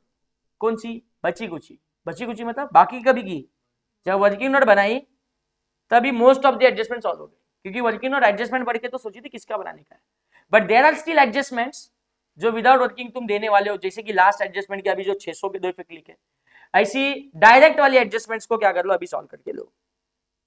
सो payment side posting, receipt side posting के बाद सॉल्व एडजस्टमेंट्स इफ एनी, कोई पेंडिंग एडजस्टमेंट है तो उसको अप कर लो, एंड उसके बाद जस्ट 1 बाय 1 टैली करो। टैली का प्रोसेस तुम्हें मालूम है, पहले इनकम एंड एक्सपेंडिचर टैली करके आइदर सरप्लस या डिफिसिट निकालो, फिर उसको बैलेंस शीट में फेंक के बैलेंस शीट टैली, ठीक है। This is a normal process to solve the question, any question.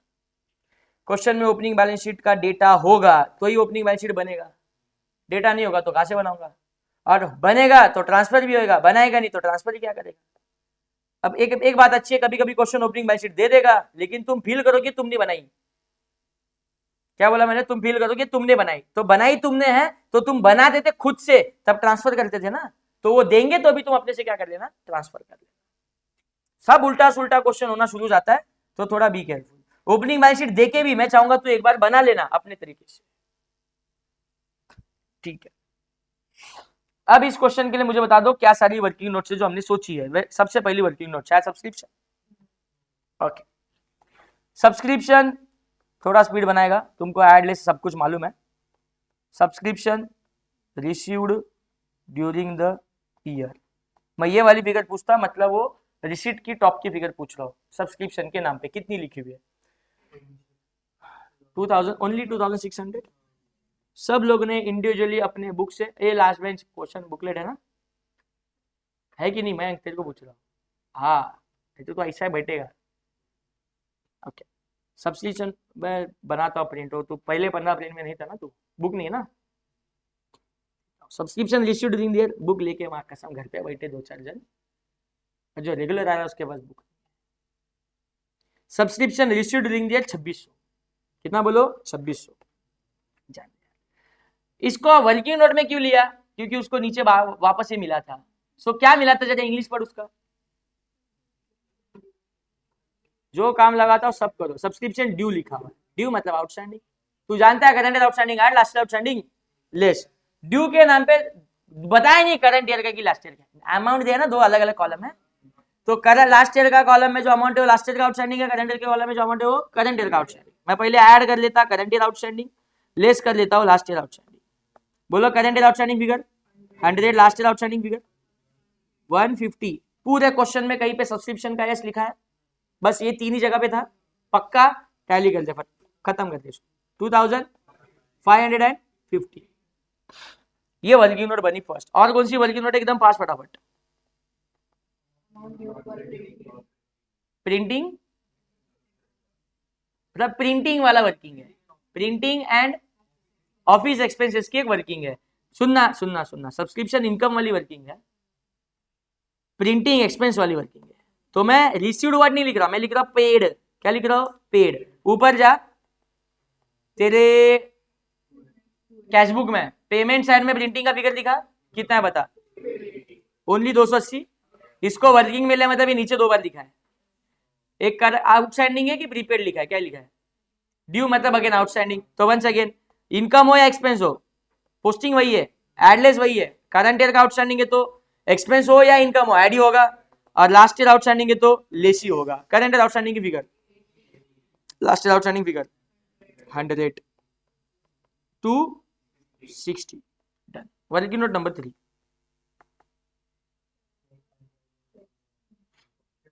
Forward payment, repair. तो रिपेयर वाली वर्किंग है, रिपेयर ऊपर जा, पेड ड्यूरिंग देर बता।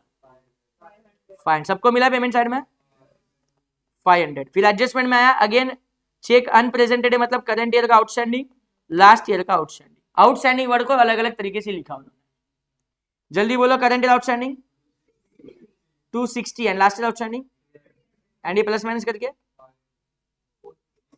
460। ओके, 460। और कोई एडजस्टमेंट और कोई वर्किंग?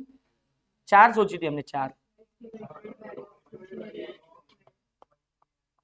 मशीनरी एंड इक्विपमेंट का तुम्हें दिया है, वैल्यूज दिया है, ओपनिंग की भी वैल्यू दिया और क्लोजिंग की वैल्यू। सुनना, मशीनरी एंड इक्विपमेंट की वर्किंग थोड़ी अलग एंगल से बनाता।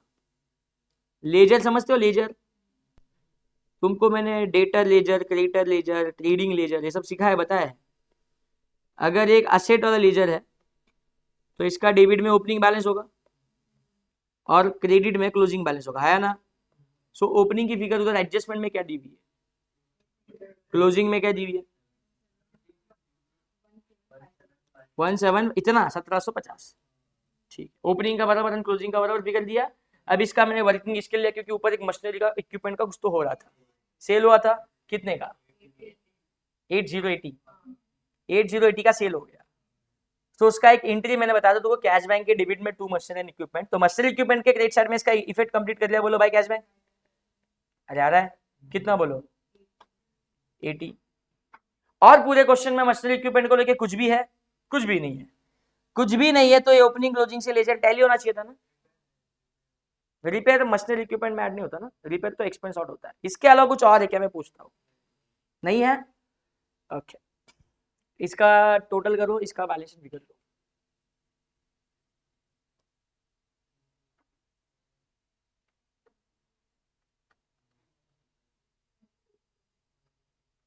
ये बाजू आ रहा है 1030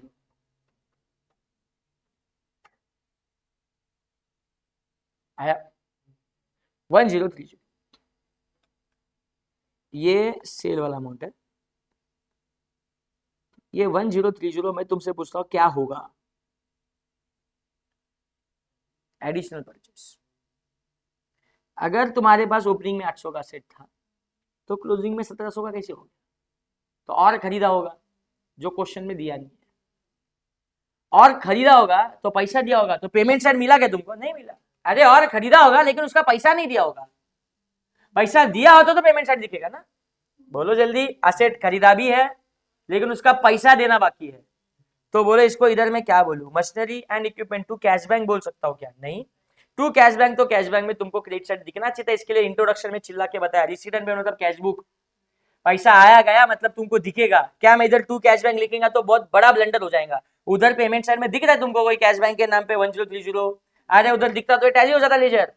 नहीं दिख रहा मतलब पेड नहीं हुआ है। पेड नहीं हुआ मतलब ये देना बाकी है। तो मशीनरी एंड इक्विपमेंट तुमने जिससे खरीदा है उसको पैसा देना बाकी है। क्रेडिट पे खरीदा है, creditors for machinery and equipment.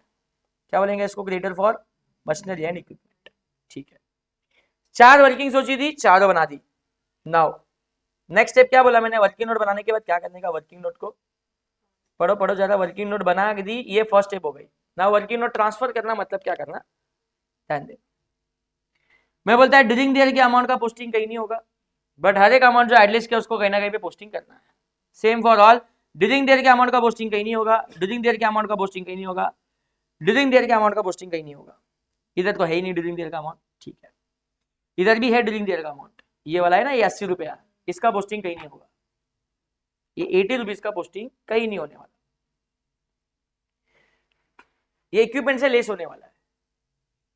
तुम्हें जो क्लोजिंग बैलेंस ऑफ इक्विपमेंट दिया उसमें ऑलरेडी लेस हो गया रहेगा वो। बोलो सेल ऑफ इक्विपमेंट ऊपर लिखा है, कैश बैंक का इफेक्ट है इक्विपमेंट में से लेस करने के लिए। तुम्हें जो ऑलरेडी क्लोजिंग बैलेंस ऑफ 1750 का दिया है उसमें ऑलरेडी क्या हुआ रहेगा? वो लेस हुआ रहेगा, ठीक है। सो ड्यूरिंग द ईयर के पोस्टिंग का कोई इफेक्ट नहीं, कैश बैंक वाले का कोई इफेक्ट नहीं, क्योंकि कैश बैंक का इफेक्ट ऑलरेडी कैश बुक में दे दिया है। हमें बाकी इफेक्ट्स कंप्लीट करना है, सो कर ले। तुमसे पूछता हूं सब्सक्रिप्शन तुम्हारे लिए क्या है? इनकम की एक्सपेंस? इनकम। इनकम आउटस्टैंडिंग मतलब मिलना बाकी है। कोई चीज आनी बाकी है, मिलनी बाकी है मतलब असेट, देनी बाकी है तो लाइबिलिटी। ये सिंपल चीज पे ये पूरा एडलेस सॉल्व हो जाएगा। सब्सक्रिप्शन मिलना बाकी है मतलब ये मेरे लिए असेट है, बोलो हाँ। और ये करंट ईयर का मिलना बाकी है मतलब क्लोजिंग बैलेंस शीट के असेट में जाके बैठेगा, सी। वंस अगेन, सब्सक्रिप्शन मेरे लिए इनकम है, आउटस्टैंडिंग मतलब मिलना बाकी है, मिलना बाकी मतलब असेट है, लेकिन ये लास्ट ईयर का लिखा मतलब ये ओपनिंग बैलेंस शीट के असेट में जाके बैठेगा। कहा जाके बैठेगा? ओपनिंग बैलेंस शीट के असेट साइड। फिर से उसी अंदाज में, पेड की अमाउंट कहीं नहीं जाएगी, लेकिन प्रिंटिंग मेरे लिए खर्चा है। क्या है बोलो? खर्चा। अगर आउटस्टैंडिंग है मतलब पे करना बाकी है तो हमारे सर पे लाइबिलिटी है, लाइबिलिटी है, बोलो जल्दी हाँ। दोनों में आउटस्टैंडिंग लिखा तो लाइबिलिटी है। अगर करंट ईयर का आउटस्टैंडिंग है तो करंट ईयर की लाइबिलिटी है, अगर लास्ट ईयर का आउटस्टैंडिंग है तो ओपनिंग लाइबिलिटी है। ओपनिंग बैलेंस शीट के लाइबिलिटी में जाके लिखना पड़ेगा। यहां तक क्लियर? Next, repair. बोलो जरा आवाज निकालो। रिपेयर भी खर्चा है, आउटस्टैंडिंग मतलब बोलो क्या है? लाइबिलिटी है, लाइबिलिटी है। जो करंट ईयर का है वो क्लोजिंग लाइबिलिटी में, जो लास्ट ईयर का है वो ओपनिंग लाइबिलिटी। मशीनरी इक्विपमेंट का भी काम तमाम कर देता है। बोलो मेरे पास एक असेट है, असेट है, उसका ओपनिंग बैलेंस शीट के असेट में, तो उसका क्लोजिंग बैलेंस शीट के असेट में। पे ड्यूरिंग देयर का अमाउंट कहीं नहीं, अरे बोलो कहीं नहीं। ड्यूरिंग देयर परचेज भी कहीं नहीं, बट परचेज का कैश बैंक का इफेक्ट नहीं है। इधर क्या लिखा है? Creditor for machinery equipment. क्या लिखा है? Creditor for machinery for equipment मतलब क्रेडिटर का लिखते हो बैलेंस शीट के, लाइबिलिटी साइड ही लिखना पड़ेगा। क्या लिखना पड़ेगा बैलेंस शीट के? इस साल के ना, मतलब क्लोजिंग बैलेंस शीट के लाइबिलिटी साइड। वर्किंग नोट बनाई, वर्किंग नोट ट्रांसफर अभी तक की नहीं, ट्रांसफर कहाँ कहाँ करनी है वो लिख के हो चुका है। अब ट्रांसफर करने के लिए मेरे को वो सारे कॉलम खोलने पड़ेंगे, खोल देता हूँ वो बाद में। अभी के लिए मैं ट्रांसफर वाली स्टेप होल्ड पे रखता हूँ, लेकिन मैं अपनी ओपनिंग बैलेंस शीट थर्ड से वाला काम करके लेता हूँ।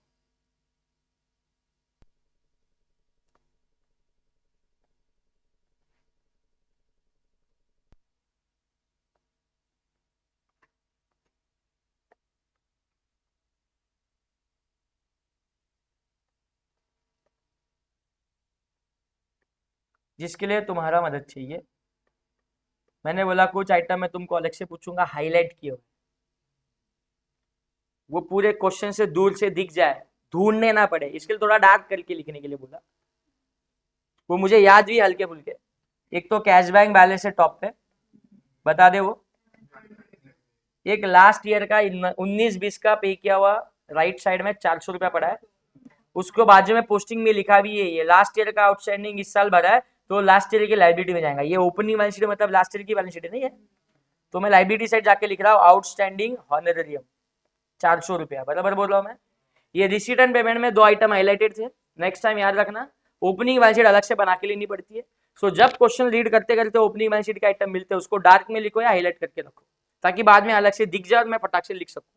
ये हो गया, लिख दिया ना कैश बैंक। अच्छा, और बैलेंसेस है, और बैलेंसेस है। कैश बैंक 100 के अलावा डिपॉजिट बैलेंस है, करंट अकाउंट है, दे दो 2230 और 600। एडजस्टमेंट में जाके देखो, शायद कोई ओपनिंग बैलेंस शीट एसेट ऐसा लिखा हुआ दिखे, ओपनिंग बैलेंस शीट लायबिलिटी ऐसा लिखा हुआ दिखे तो ही बताना, जबरदस्ती मत दो। वो वर्किंग बनाना, वो वर्किंग वाले मत बताओ। विदाउट वर्किंग वाला तुम्हें कुछ छुट्टा मिलता है क्या, ओएल में लिखना है, नहीं मिला। वर्किंग वाला मेरे पास है ना, अभी ध्यान दो, तुम्हारा काम खत्म हो गया। क्वेश्चन में जो था तुमने बता दिया, ऐसा को सॉल्व करते समय दिमाग में रखो, क्वेश्चन में जो हाईलाइटेड करके रखे उसको उतार दिया। अब तुमने वर्किंग नोट बनाई रहेंगे ना खुद ने, ये ऊपर की, अब इसमें से आइटम उठा लेना है।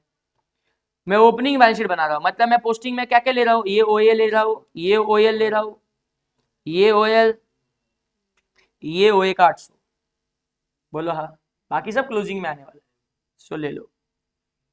सब्सक्रिप्शन का 150 रुपया मैं टिक मार देता हूं कि हमने ले लिया, इसको कहीं ना कहीं लिख लिया है, ये बोल के।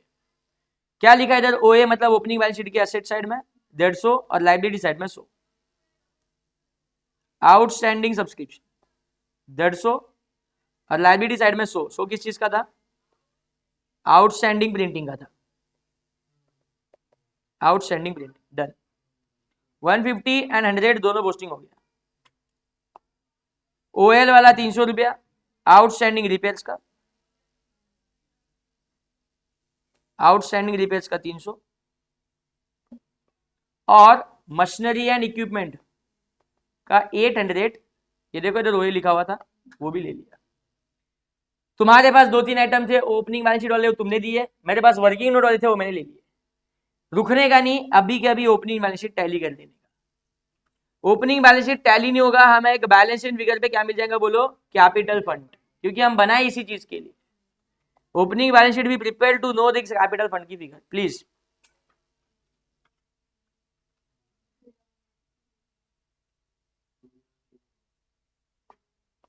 Balance sheet figure directly 2030 total करके 800 रुपए less. 2830 is the total, 2830 is the total and minus करके 2030, करेक्ट है ये।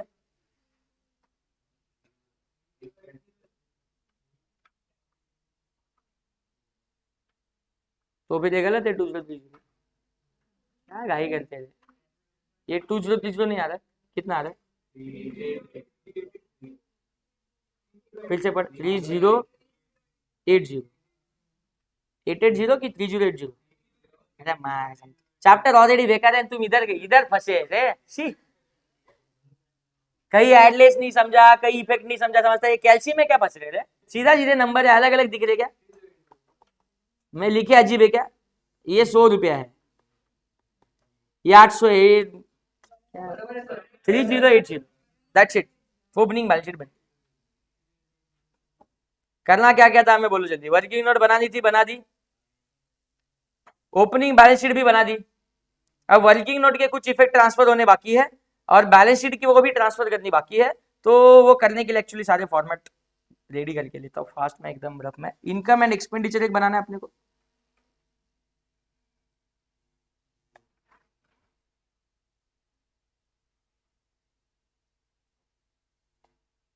और क्या बनाना है, बैलेंस शीट, बस बन गई। छोड़,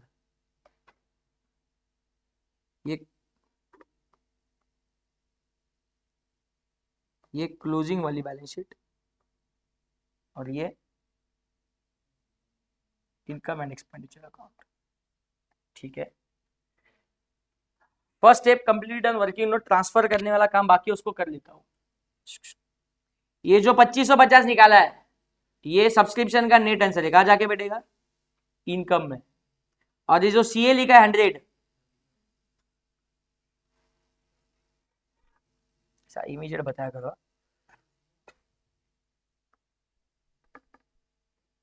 अभी लगा, ये बंद है तो अभी लगा जाइए। मैं ना पहले सिर्फ इतना ही टिक किया हुआ था, देखो ओए का ट्रांसफर हो चुका है, सब फटाफट ट्रांसफर कर लेना है। क्लोजिंग बैलेंस शीट के एसेट साइड 100 रुपये भेजना है और 2550 इनकम में लिखना है। 2550 बाई सब्सक्रिप्शन, वर्किंग नोट 1 और क्लोजिंग के एसेट में लिखना है आउटस्टैंडिंग सब्सक्रिप्शन कितना था? 100 था, कुछ याद भी है?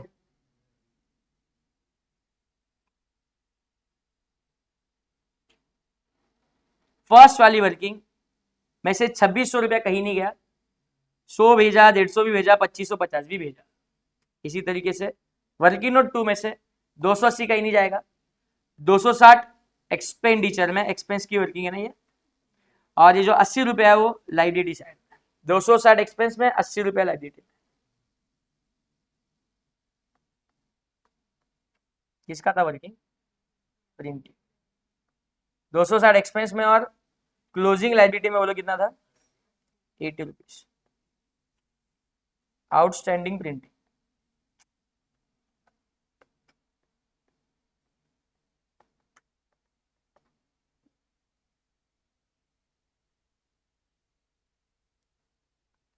सब पोस्टिंग हो गई। सेकंड वर्किंग नोट की थर्ड वर्किंग 260 लाइबिलिटी में, 460 रिपेयर की वर्किंग बोलो कहाँ पे? एक्सपेंडिचर।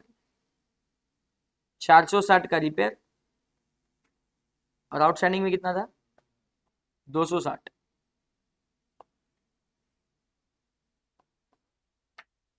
नेक्स्ट, तो ये ओएल 300 ऑलरेडी भेज दिया था, ये दोनों मैंने अभी पोस्टिंग करवाए। डन। मशीनरी एंड इक्विपमेंट में से जो सीए क्लोजिंग बैलेंस शीट के एसेट में जाके लिख रहा हूँ कितना? 1750 और लाइबिलिटी साइड जाके लिख रहा हूँ 1030। 1750 और 1030।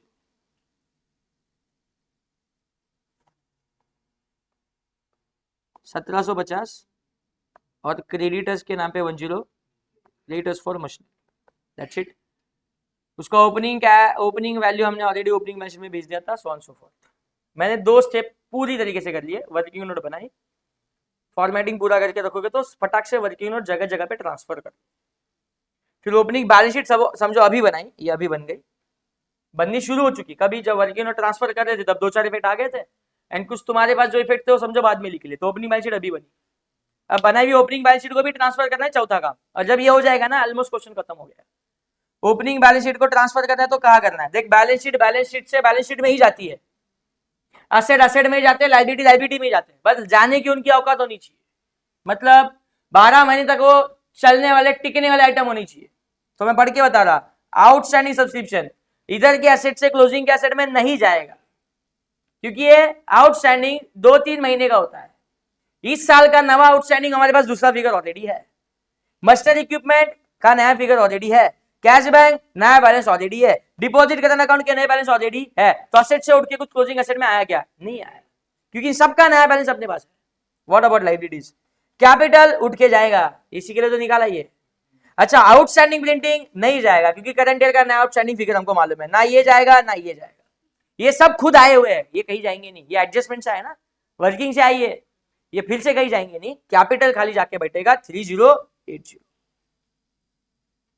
क्लोजिंग बैलेंस शीट के टॉप पे तेरा ओपनिंग कैपिटल के नाम पे 3080।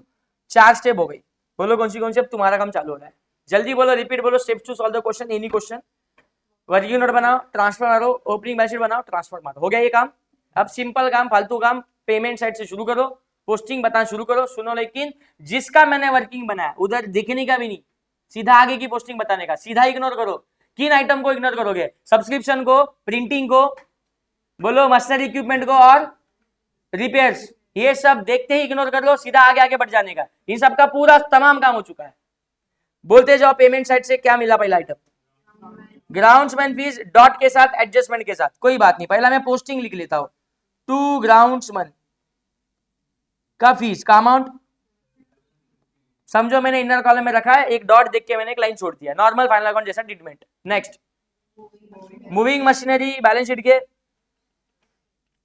असेट साइड में मैं नहीं लिखूंगा, तुम कैसे, अच्छा एक सेकेंड रे, मशीन था, मशीन एंड इक्विपमेंट में तुमने बताना चाहिए था, ये कितना मूविंग मशीन है उधर,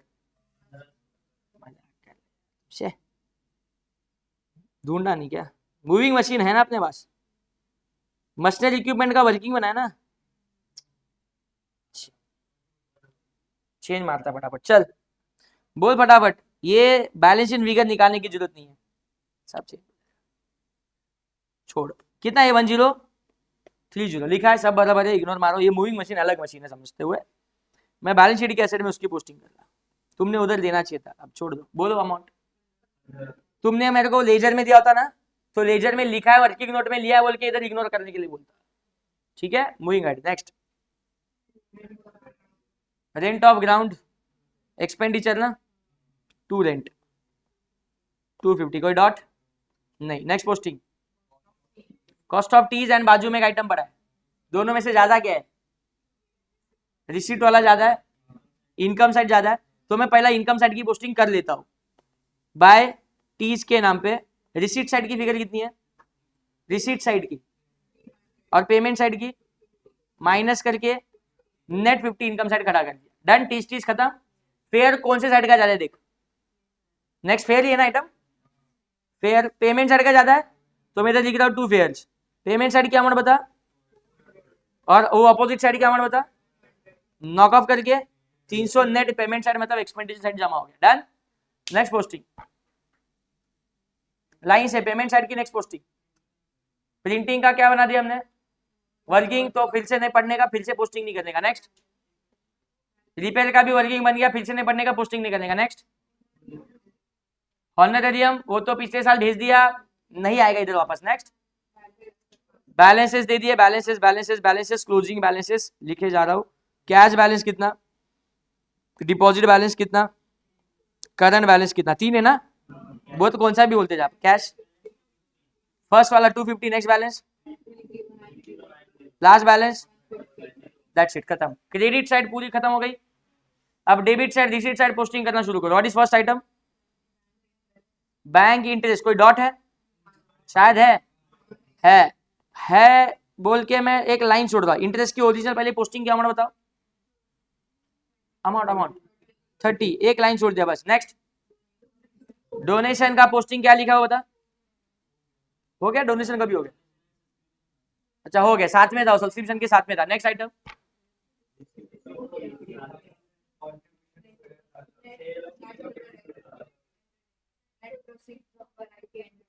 net proceeds of variety entertainment income side में, भाई नेट प्रोसीड की अमाउंट बता पहले, कोई एडजस्टमेंट नहीं, सीधा आउटर कॉलम में रखा। एंड लास्ट आइटम क्या बोल रहा है, दैट इज स्पेशल डोनेशन ना, डोनेशन फॉर इवेंट और व्हाटएवर, कितना बोलो 1000, कोई एडजस्टमेंट नहीं, डॉट। पेमेंट साइड पोस्टिंग हो गई, रिसीट साइड पोस्टिंग हो गई, बस खाली फटाफट देख देख के पोस्ट करना है।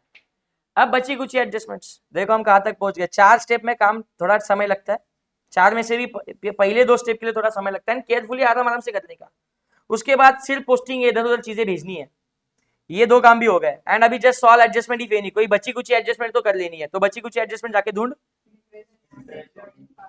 इंटरेस्ट पासबुक का आउटस्टैंडिंग वाला 30 में जाके ऐड करो, कितना फिगर है 20, तो ऐड करके बाहर 50 आ गया। सेकंड इफेक्ट 20 का दूंगा ना, सेकंड इफेक्ट 20 का क्लोजिंग बैलेंस शीट के एसेट साइड में outstanding interest. Next please, bonus to groundsman salary, मैंने आया एक्सपेंडिचर में ग्राउंड्समैन सैलरी दिखा, ऐड इसमें आउटस्टैंडिंग बोनस, कितना फिगर है 300 है, हाँ याद करो मत, उधर से पढ़ो, ढाई मत करो, 300 1050, ये बाहर क्या अमाउंट आ गया, बट 300 का सेकंड फिट देना है, बोलो 300 का सेकंड फिट बैलेंस शीट के लायबिलिटी साइड में आउटस्टैंडिंग बोनस कितना 300। नेक्स्ट एडजस्टमेंट ढूंढो, हॉनरेरियम टू सेक्रेटरी, जो 400 रुपए पहले दिया था उसका 200 बढ़ाया 600, ये 600 इधर ही लिख देता हूं, आउटस्टैंडिंग हॉनरेरियम कितना बोलो 600, कुछ भी नहीं दिया है तो पहले एक्सपेंस साइड जमा कर दिया, टू आउटस्टैंडिंग ऑनरेरियम कितना 600। याद करो ना, अगर थोड़ा सा पेड होता तो मैं ऐसा इनर कॉलम में लिखता ना उसको, फिर आउटस्टैंडिंग वाली फिगर ऐड करके तो फिर पूरा आउटस्टैंडिंग है 600 दोनों जगह लिख दिया। दैट्स इट, सारे एडजस्टमेंट खत्म। बोलो हाँ, बस टैली करना। ओपनिंग बैलेंस शीट ऑलरेडी डाली है, इनकम एंड एक्सपेंडिचर टैली करो, सरप्लस डेफिसिट बता दो। छोटा सा इनकम एक्सपेंडिचर है, जितना दिख रहा है उतना ही है। सब लोग क्रेडिट साइड की टोटल ले लो, डेबिट माइनस कर लो, सरप्लस ही रहेगा।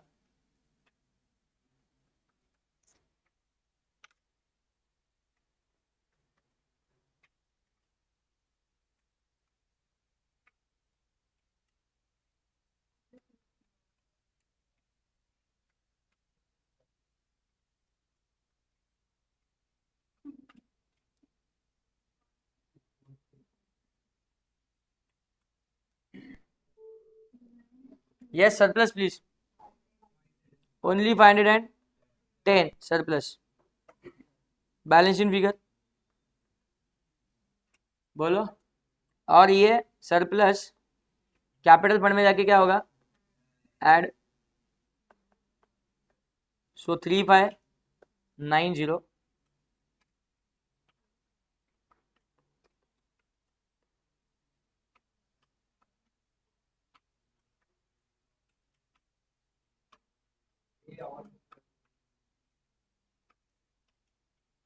60 से 80।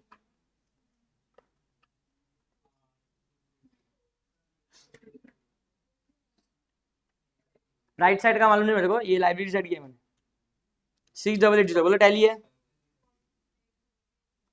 कितना 840 6840 आ रहा है।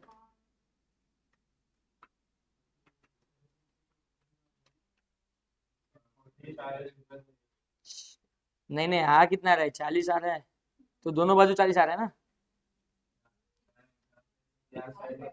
लाइब्रेरी साइड 6880 आणि एसेट साइड ऐसा कैसा हो रहा है।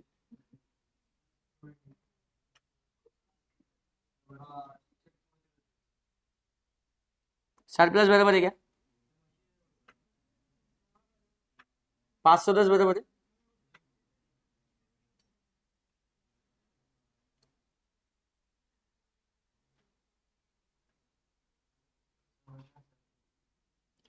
इंटरेस्ट जो आउटस्टैंडिंग था ना, वो इनकम आउटस्टैंडिंग था, उसका सेकंड फिर बैलेंस शीट के एसेट साइड में जाएगा।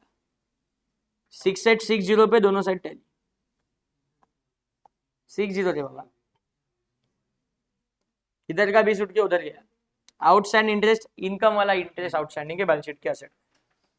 डन। अब सुनो, तुमने गड़बड़ की, बट नेक्स्ट टाइम नहीं होनी चाहिए। इसके लिए मैं वर्किंग नोट वापस बना के दे रहा हूँ मशीनरी इक्विपमेंट का। मतलब what is an correct machinery equipment का लेजर बना के दे रहा हूँ, पूरा चेंज करना पड़ेगा, इसके लिए मैंने किया है। समझ लो पोस्टिंग में वो मूविंग मशीन नहीं था, समझ लो बिल्डिंग था, कुछ भी था, तो एसेट पोस्टिंग बोल के सॉल्व हो गया। बट मशीनरी इक्विपमेंट को अगर मैं रियलिटी में सॉल्व करूं तो ओपनिंग बैलेंस ब्रॉट डाउन कितना था, जरा वापस बताना। 800। What was closing balance 1750। फिर मैं बोला पूरे क्वेश्चन में मशीन मशीन मशीन मशीन ढूंढो, तो 1500 पहला पेमेंट साइड दिखा, इसका मतलब खरीदा है, तो टू कैश बैंक बोल के लिखा, क्योंकि तुमने पहले को कैश बुक से ढूंढ के दिया। कितना बोला 1500। उसके अलावा सेल ऑफ इक्विपमेंट भी मिला, जो मैं क्रेडिट साइड से लिखा बाय सेल, क्योंकि वो कैश बैंक से ही लिखा है, कैश बुक से ही लिखा है।